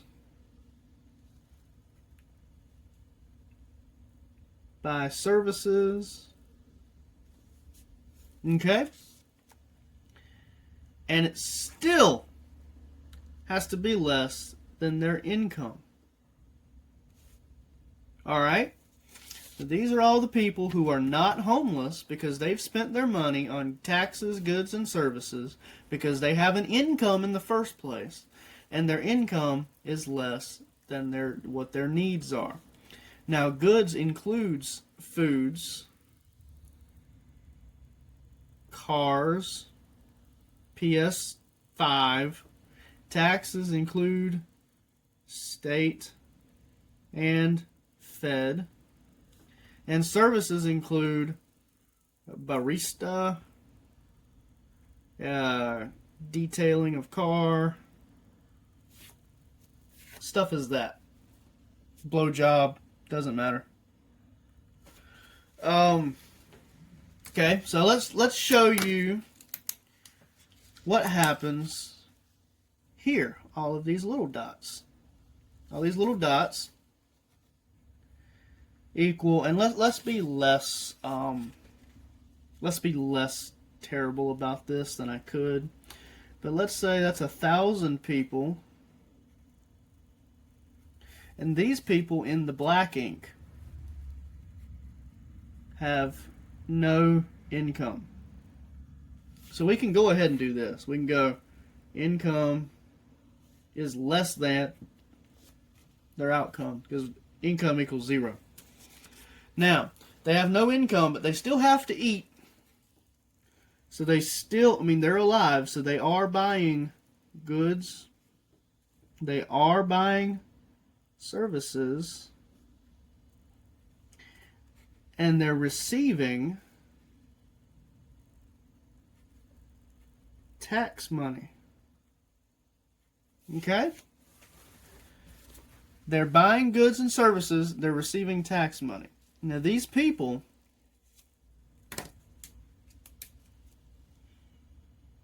tend to be Democrat.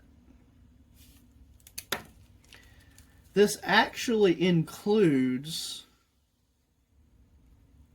people working under the table, tax-free, and lying about it. It includes the disabled,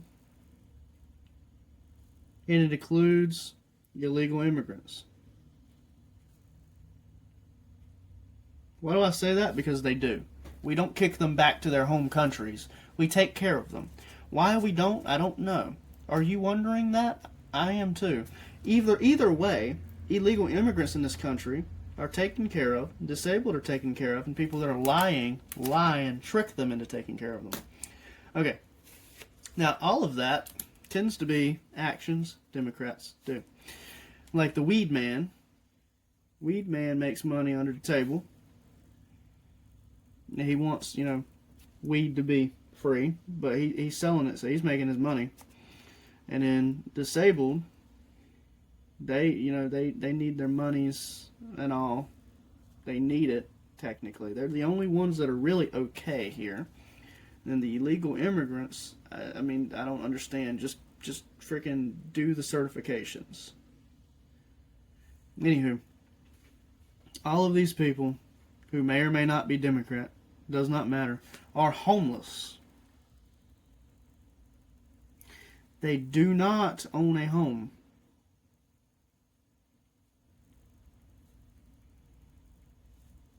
They do not pay full rent.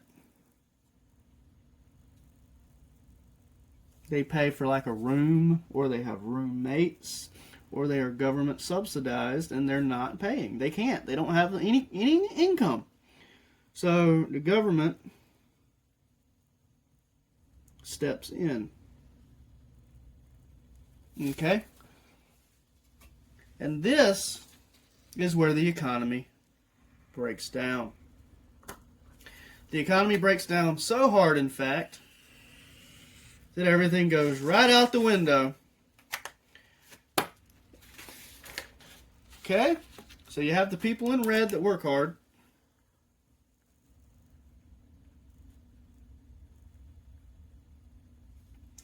They keep their income and outcome level. And you have the people in black that cannot or do not, either or. Black, ink. I put ink because I don't want people to make any statements here. Black ink, red ink, do not work hard or lie. Okay? So, the government is helping these people, they're not these people. This is where the economy starts to break down. Because these people are tired, they're hungry, and they have dreams, aspirations, needs, wants, and they're doing okay. Okay, these people, some are tired because they are working but they're lying and they're making money. So they got good money because now they're getting two incomes. Okay? Now, there's other ones that are disabled and, stuff, and, they're homeless, they're hungry. They're homeless. Let me remind you, people that work hard are still hungry. Homeless. They don't give a fuck. Now, I do mean this about everybody, and I don't mean it in a bad way. If you have cancer and you're dying, but you're not dying today, you're not worried about bills. You're not worried about bills. You're not worried about owing anything. You want to live. Wants to live. And that's not bad. That's not bad, but this economy doesn't care what it sounds like or what it looks like. Economy is money going back and forth, back and forth, back and forth, with the government up here taking.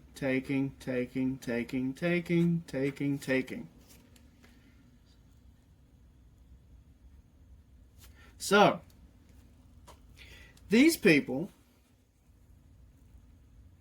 are standing here. Let's bring the Republican back from earlier.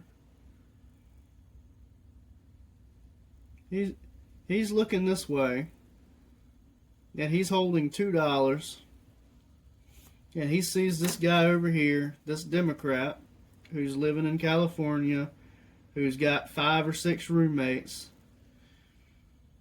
He's living off of ramen noodles, and he's got $8. But that's all the $8 he's got. But this guy can see it. He sees that he has $8. He doesn't see that tomorrow he's going to have $2, and the next day he's going to have negative $10. So the Republican says, well, I'm not going to work because why should I work when I'm working and making less than this guy? Well, this is actually savings. he gets savings. He doesn't understand that, so he gets mad, and he wants this. He knows he can't have that, so he's against this. He doesn't like this. He doesn't want this. He does not want all of these black dots, which are people that have no income, and they're spending goods and getting services and getting tax breaks because he can't have it. He does not want it because he can't have it. That's why the economy is so estranged. Well, you could make the argument that why can't everybody just be Democrats? Democrats everywhere.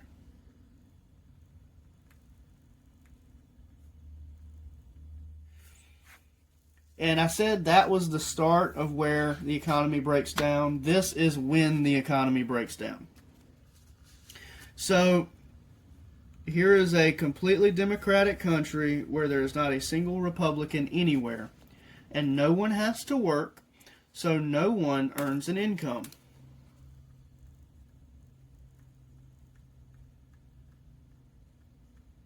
Okay.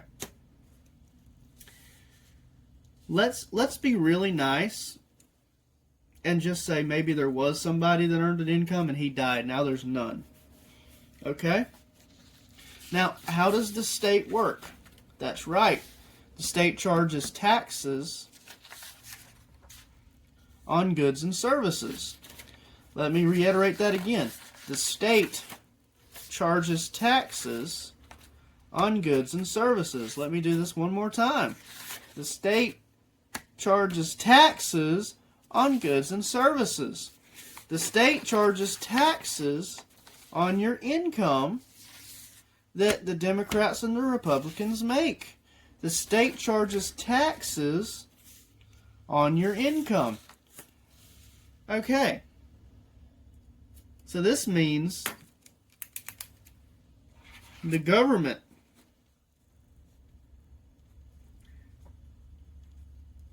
no income. So now the government has no income. That equals no subsidies, no help.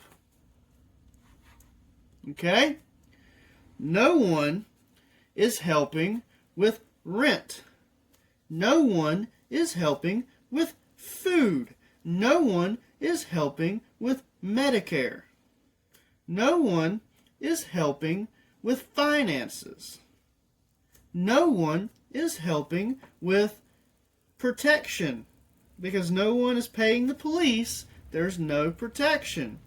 No one is running these companies. So there's no products. Because no one is working. Okay, well there's no products. So even if you had $100,000, you cannot buy food because there is no stores, no restaurants. Why is there no stores and no restaurants? Because no one is working! Who's working? No one!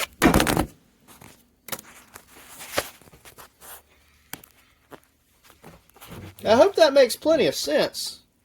Because to me it makes plenty of sense. So this is why everyone cannot be Democrat. Everyone Democrat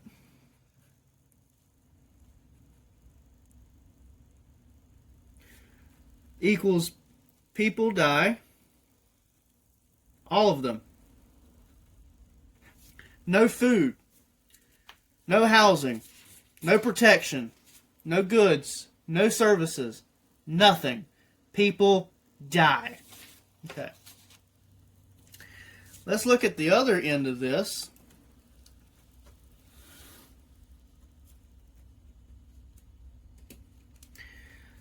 Good old Republican man into black ink over here. Let's say he's got a gun. Got him a good old Mr. Pew Pew. And let's say the Democrat guy decides he actually likes hitting a target with a BB gun, and now he wants to buy a gun. Okay?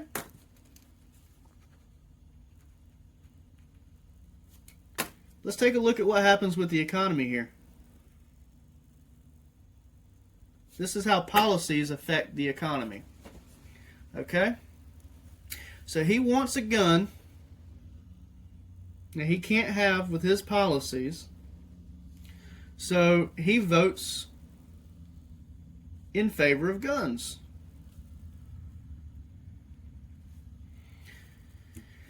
Then he decides guns are expensive. Because they are. They are extremely expensive.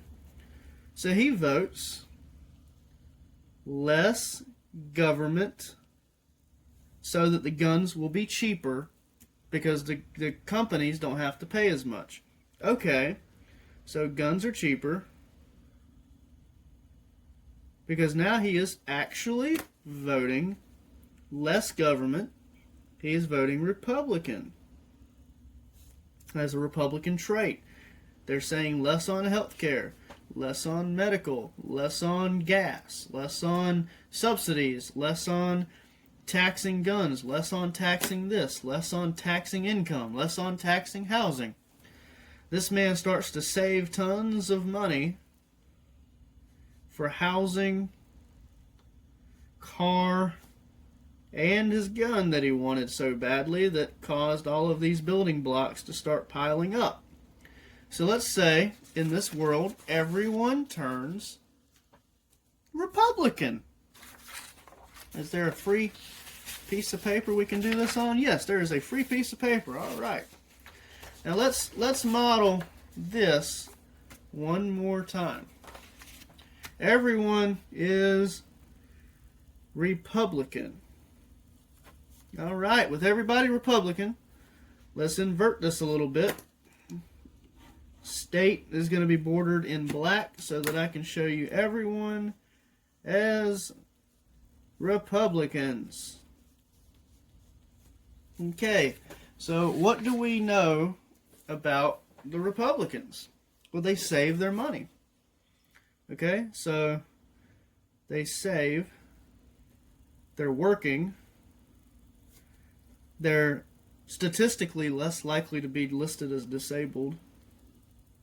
They're statistically less likely to be unemployed. They're making money.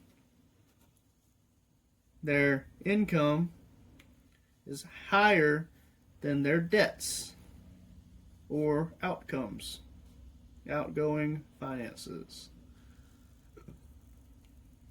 Whatever doesn't piss people off here. Okay? So, they have profited. Let's say, those two guys are now best friends. Now, I put the black inked guy Republican in a cowboy hat. He's got a gun. Now, the guy that was red, or is red, and he now has a gun.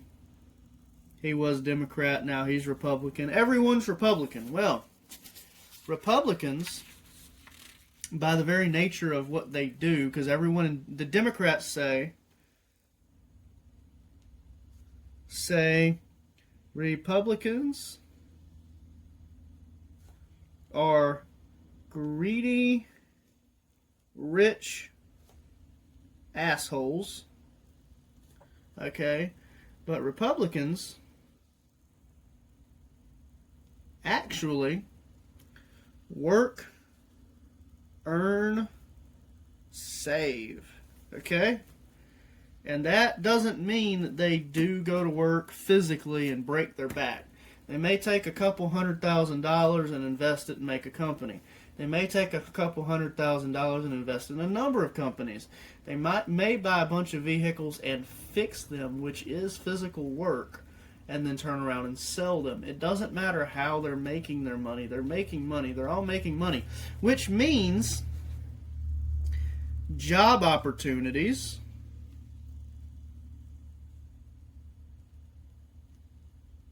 rise because of more companies.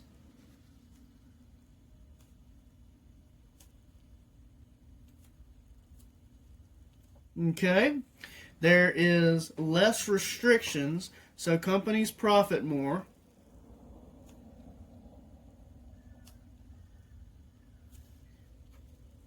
You earn more because the company can pay,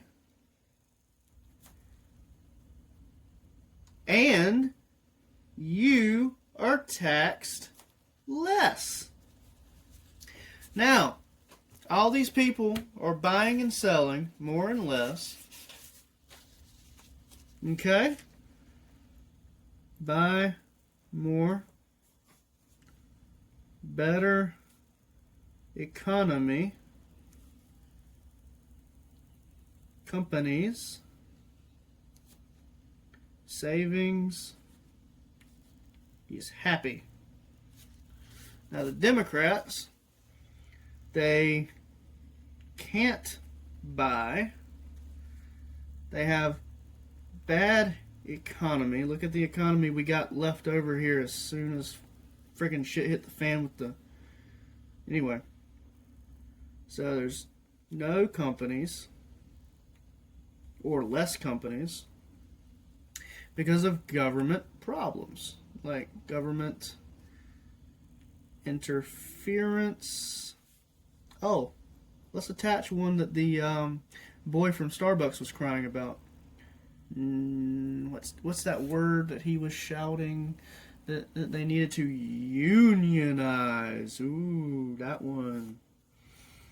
Okay, they have no savings, and they are typically unhappy, mentally unstable,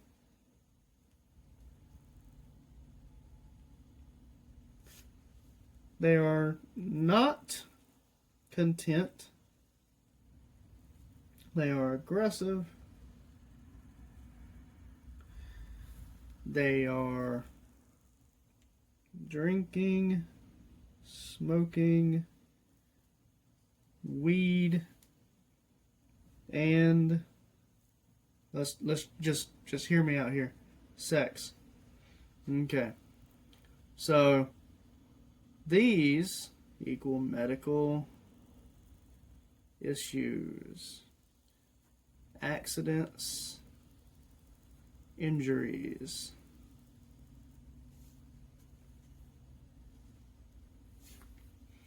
Because these people are harder on drugs against drugs.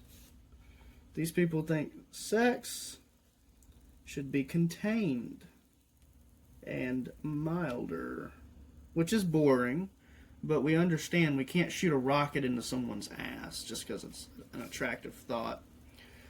They want the weed to be more or less a drug, which puts it up here. And then drinking should be as well. Now, a lot of people are okay with drinking. A lot of people on both sides are okay with drinking. But what happens here is Republicans are good for the economy. Democrats are bad for the economy. And what you end up with, because there are Republicans and Democrats, is an economy of people who buy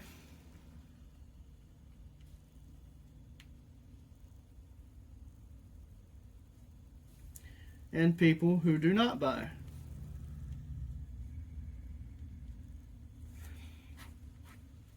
And you have an economy of people who buy and people who do not buy goods and services.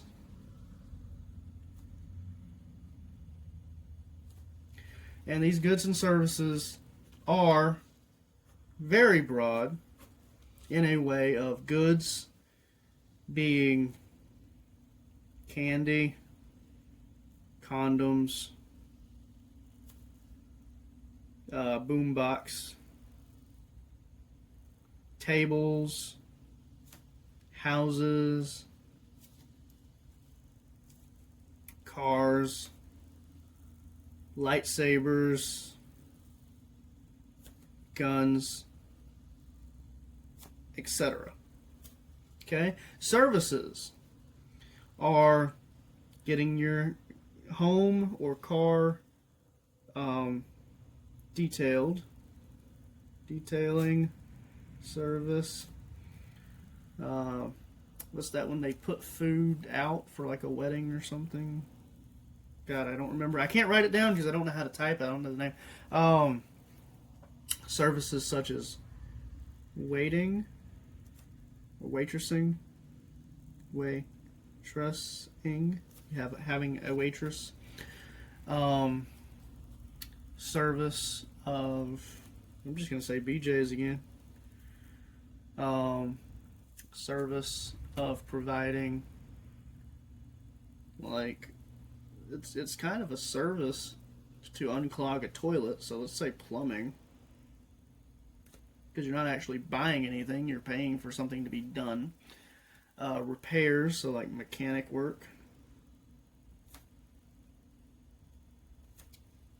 Roof repairs. Surgeries is a service. Okay? So the people who buy these things. The people who buy these things pay taxes on these things. And the people who do not buy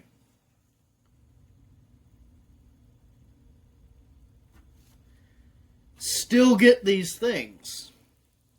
They get less than the people who buy, but they get these things.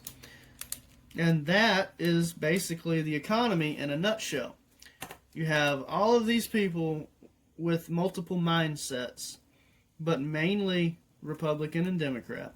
And you get people who buy, people who don't buy, mainly people who buy some, and people that don't buy much. And with all of these people, you get a free economy. Free economy. Now, it's not the free economy. It is a little a free economy because it is free with quotation marks. But it is a free economy in quotation marks because people can save. People also can't save. People do profit. People also don't profit. People do survive well. People also die. People are happy.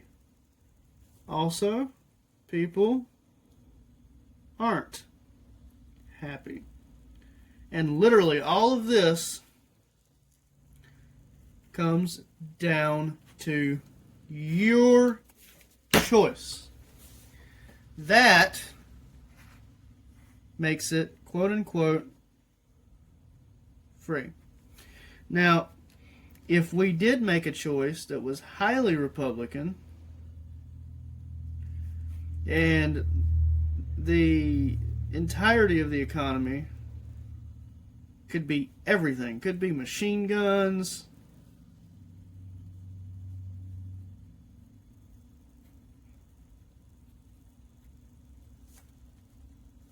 could be, rockets that shoot you into space because it doesn't matter who owns one anymore. It's a free economy.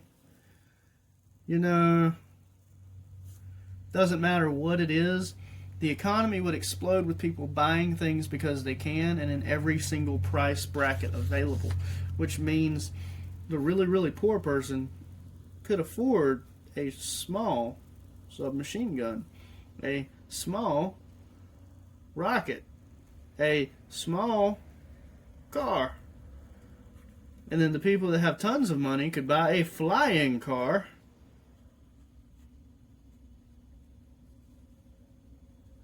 People that had money could buy a big rocket and a big machine gun. But you could have all of it anyway, because there's no restrictions on the government causing these restrictions, because you could sell it at this price range, you could sell it at that price range, where a car and a rocket may be equal in value or lesser in value.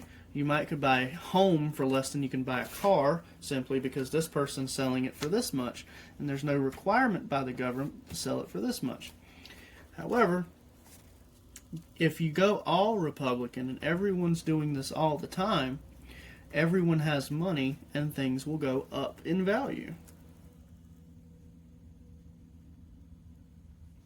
Because everyone has a dollar, so the value of the dollar has gone down. So,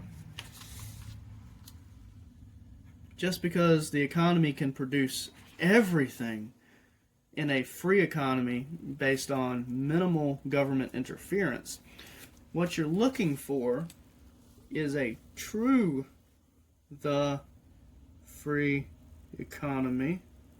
And we don't have that. But it's okay, because what we're doing is fine. We're actually trying to keep a balance. Let's say this is a planet, and we cut it in half based on two things. We have the supply of parts, goods, and services. We have the demand. And as long as these are somewhat equal, things are okay. Anytime we have more supply and less demand, something has to go cheaper. Has to drop price. At any time we have less supply and more demand, the price is highest. And trying to keep it somewhere in the middle is good for everybody, because everyone can sort of kind of afford. When the supply is this cheap, quality drops, and then the product is bad. When the demand is really high but the supply is low, the quality goes up because of how much people are paying, but people can't afford it. So there's positives and negatives to everything, absolutely everything. There's so much here, and there's things that I can't get into. There's things that I don't know. And I literally started the introduction to the economy with political opinion and political jargon and some math that has nothing to do with the economy. But that is how the economy works.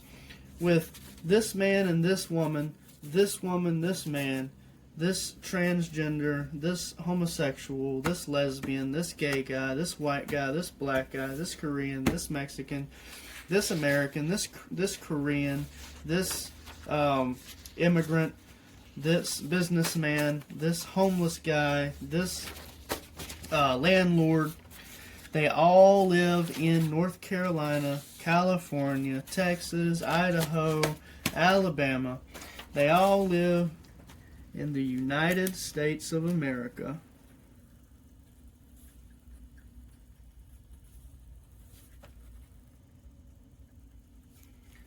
And they either take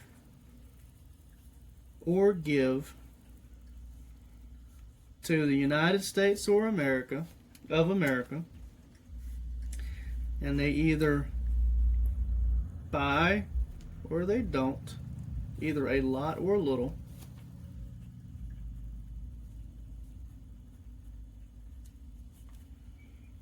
There's a give and take there as well on how much and how little. It's a slide, kind of. And they have opinions that change taxes and laws that affect companies. Economy is equal to companies and people. So all of these people, everybody that I named, the Jewish guy up the street, the Korean next door, the gay guy at work, the Frenchman that's here on business, all of them. I gotta add some more people. The lesbian, the vegan, the gun nut, the veteran, all of them are people. And the companies equal economy. And that is how the economy works. The people with different opinions,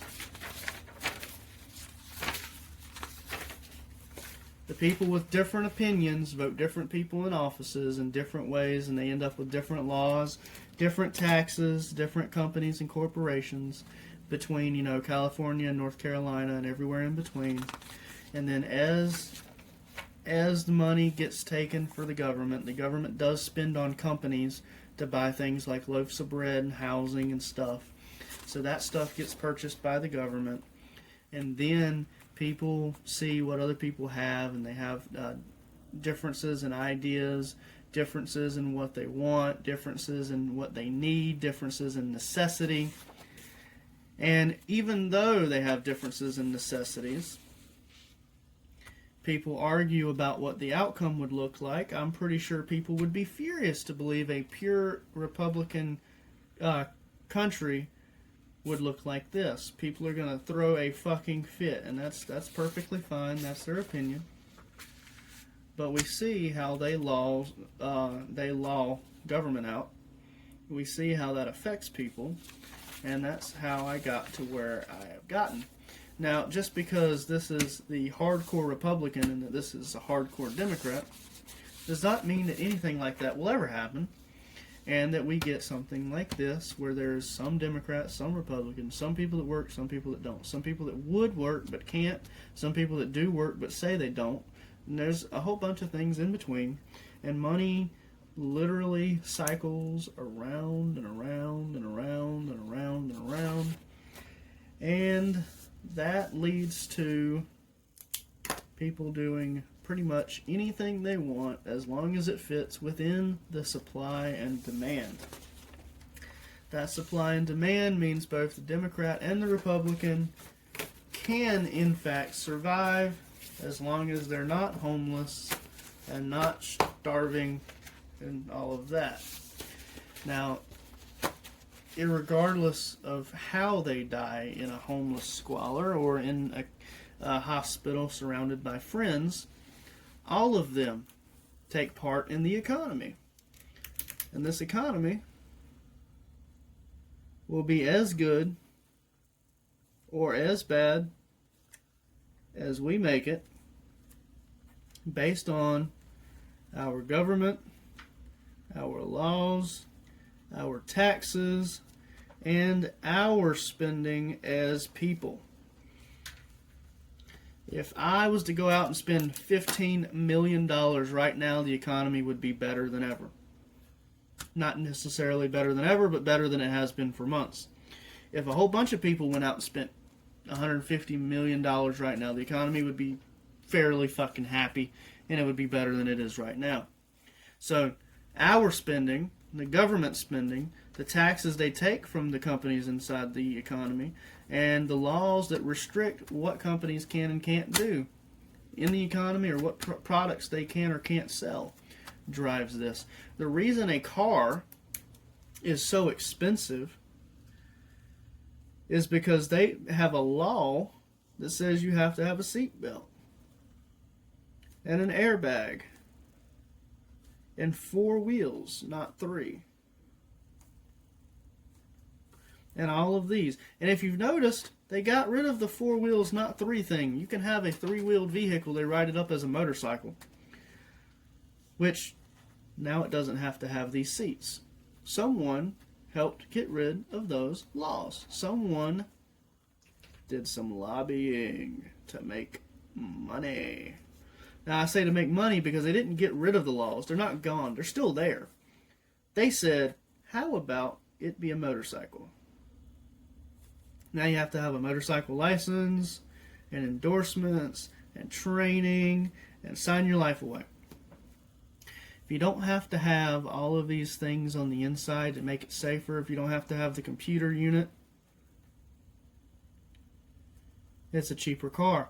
If you don't have to have all 4 $1,500 tires, it's a cheaper car. If you don't have to have a V10, it's a cheaper car. If you don't have to have these smog reduction things, it's a cheaper car. If you don't have to have the smog reduction things, it's more fuel efficient.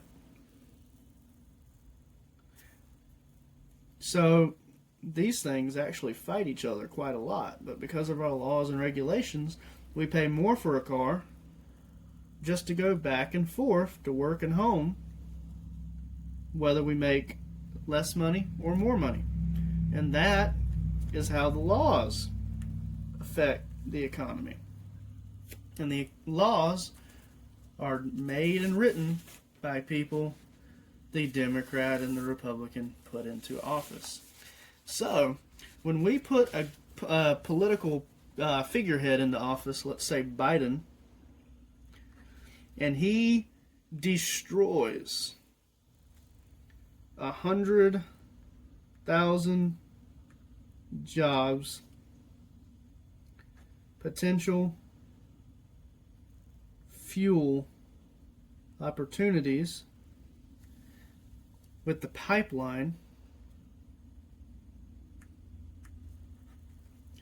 then, now I'm running out of room here, so this is going to be a non-Republican thing, but once Biden has done all of this, there is no people buying. They're not going anywhere because they can't afford to. So, less people are buying gas, but there's far less being produced. So there's a supply drop, or supply plummet, really.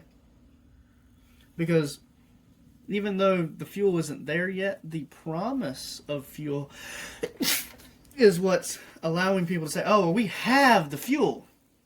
Now we don't have the fuel and never will have the fuel. So the supply and demand even includes what we have available and what we'll never use. If we're never going to use it, it doesn't count. If we're going to use it next week when we get our hands on it, it counts right now. The jobs were lost, the supply was completely canceled, and now everything went up. The rent moratorium caused rent going up because you didn't have to pay rent. So now people want to see that you will actually pay fucking rent by charging a very high price, which means you make very good money, which means you're more likely to keep going to your job because you make good money. And since you make good money, you can pay more rent. So, by Biden's 2 laws, the rent moratorium, which was to keep people from being homeless when they refuse to go to work because they're scared of a disease, which isn't even a disease, and go to get a vaccine which is not fitting of an original vaccine description and has to get a new description for the word vaccine in the dictionary just so it can count as a vaccine. While you're, having all this problem and the pipeline, the economy went to shit. And that shows how what I'm talking about makes plenty of sense here. The Democratic views of Biden, come on, man, ruined the economy. It wasn't, it's not so bad right now that we're shooting each other left and right for a cigarette.